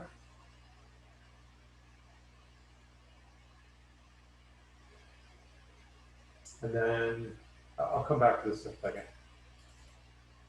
We also want to create methods for when inch is checked and when centimeters is checked.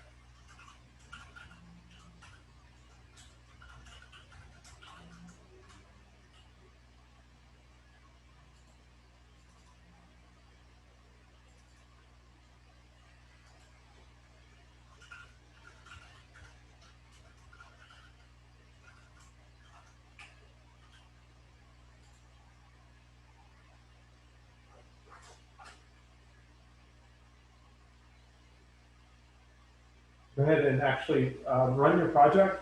It's not going to work yet. You would think everything would work at this point, but it still will not work. I'll explain why in just 1 second.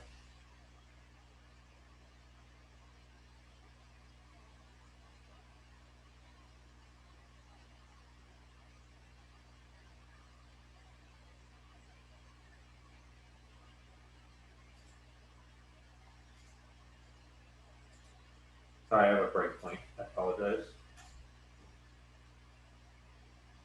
So it's actually, the device is running, measure link device is actually capturing the data. All these things are working and firing off in the background, but nothing is updating in the UI, correct? So what we have to do is provide our binding context to the XAML code.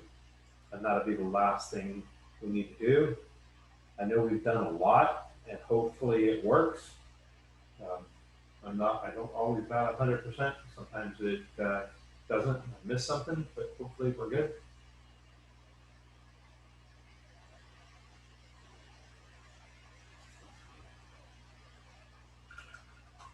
Let me know if we can go ahead and continue to the UI and update the main display data, or the main page, sorry, example. Thank you, Nicholas.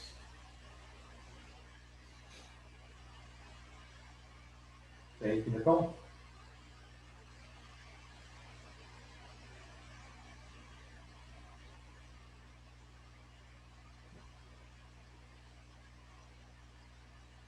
Matthew, you good?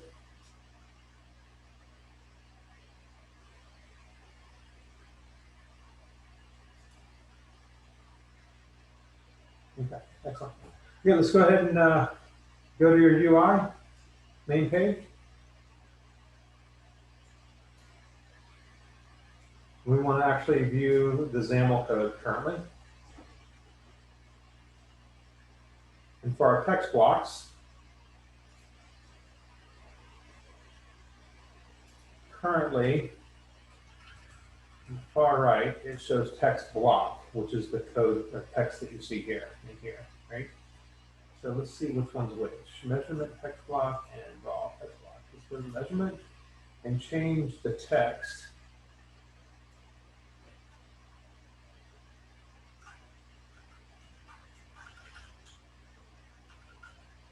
And what we're going to do is we're going to actually call our data class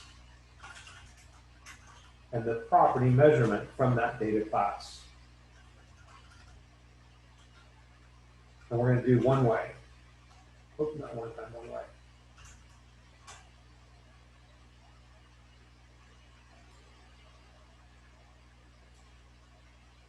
And we're going to do the same thing for our history. We're going to bind our data class, in this case display data, history property, to the second text block.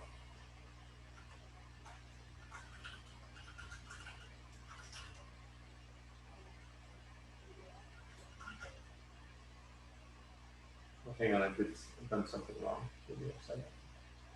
I forgot my bracket.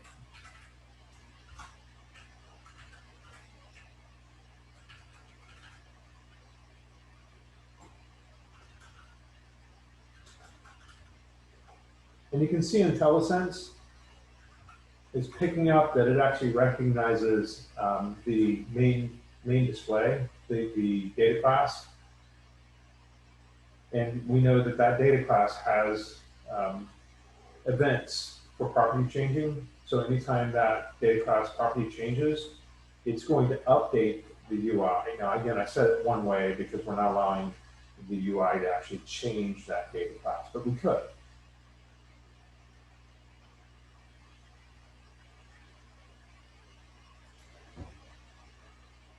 Oh, hang on.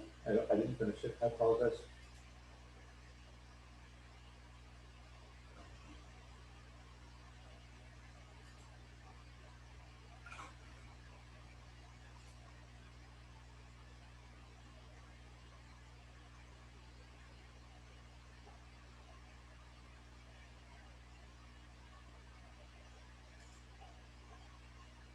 And you'll see my initial value is 0 because my device hasn't updated a value yet. because I've delayed it by a second, but give it a second, you'll see that it, well, theoretically, it should update. So there it goes. Okay. So now we're updating. This is the raw data. So it's actually taking the display data class, and anytime that property changes, it updates the UI with that data binding. And hopefully, we should be able to see this update. Yep. Okay. So that worked as well. So this is our raw data over here. That's coming from our queue, and it should stop after 10 elements. Okay. By the way, I literally have 12 minutes before the next meeting starts, so let's make sure that everybody's got it working and answer any questions that you may or may not have. Check to see if some did work. Yeah, okay. But by the way, this is raw. This is not going to update to centimeters based on the way I coded it.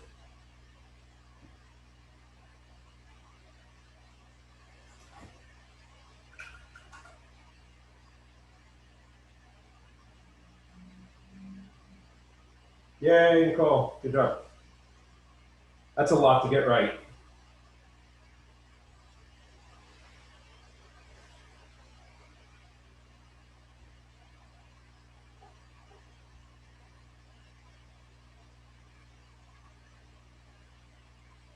What's the alternative for UWP for XAML code? What do you mean by, I apologize, Matthew, what do you mean by alternative? Also, may I see main page XAML? Yes.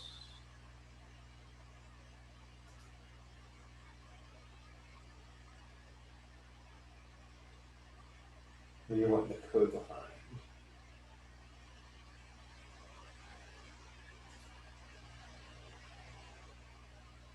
I don't know what part of it you need. So let me know if I need to scroll up.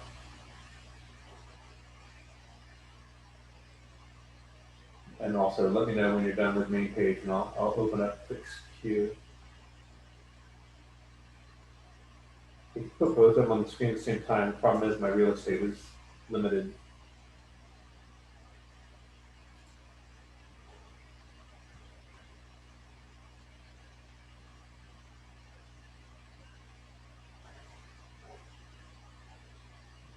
May I see FXQ again real quick? I've been talking. I didn't realize I was muted on my headset itself. That one? All right. Yeah, I got it. And what I meant by the alternative, let me get it. It said like the member text is not recognized or is not accessible for the XAML for the main page itself, and I just assumed that it was because UWP didn't support it or something, but maybe it's something else. Yeah, I apologize. I'm not exactly following you. Do you want to share your screen? Yeah, that's fine.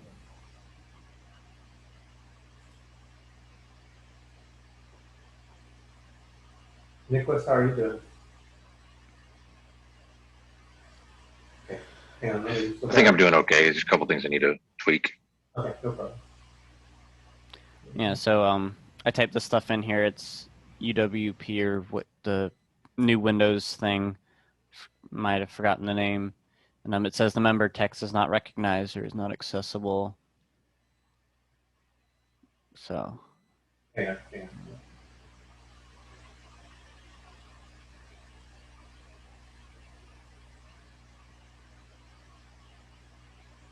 I'm reading everything. I'm looking at stuff, so I apologize. Give me a second. That's fine.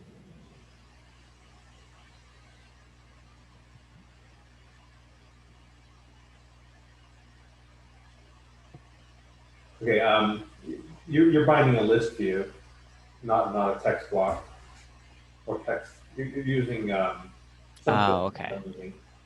Yeah, I see that. Makes sense. Oh, it's only on that one too. Okay.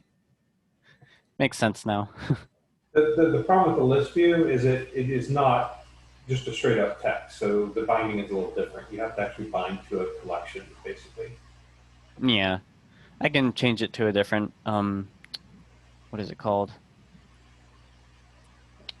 Anything. Text, control. Yeah, control. Label, whatever. Label. Okay. I got it now. Thank you. you want me to show you mine again? No, it's okay. I got the other stuff screenshotted, so. Yep, that's all for me. Excellent. Hang on, I'm sharing my screen again. Apologize.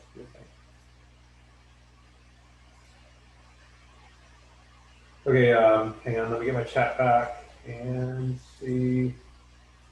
Nicholas, how you doing, Nicholas? I'm okay. Can you show me the recent measurement text block? Just the code you wrote in there. I think I accidentally deleted something. I'm sorry, which one again?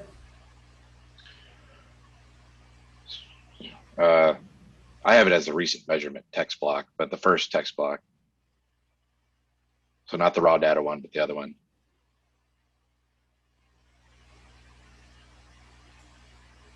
Yeah, I'm not sure exactly what you're asking. I apologize. Are you looking for the XAML? Yeah, what you got right there. Yep, that's what I need.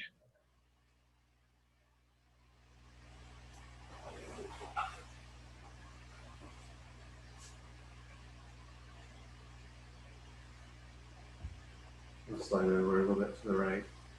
I'm going to change my resolution. You can see more of it.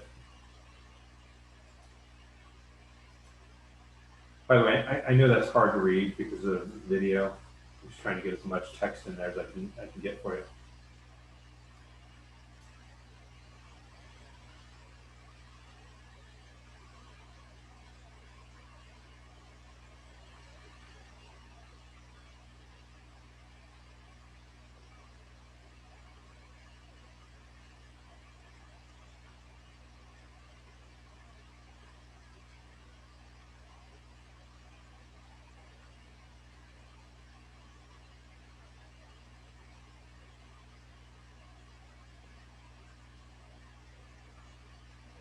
Got it.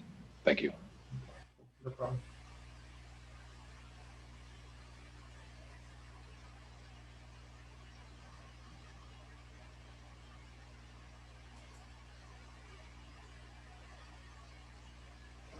Any other questions?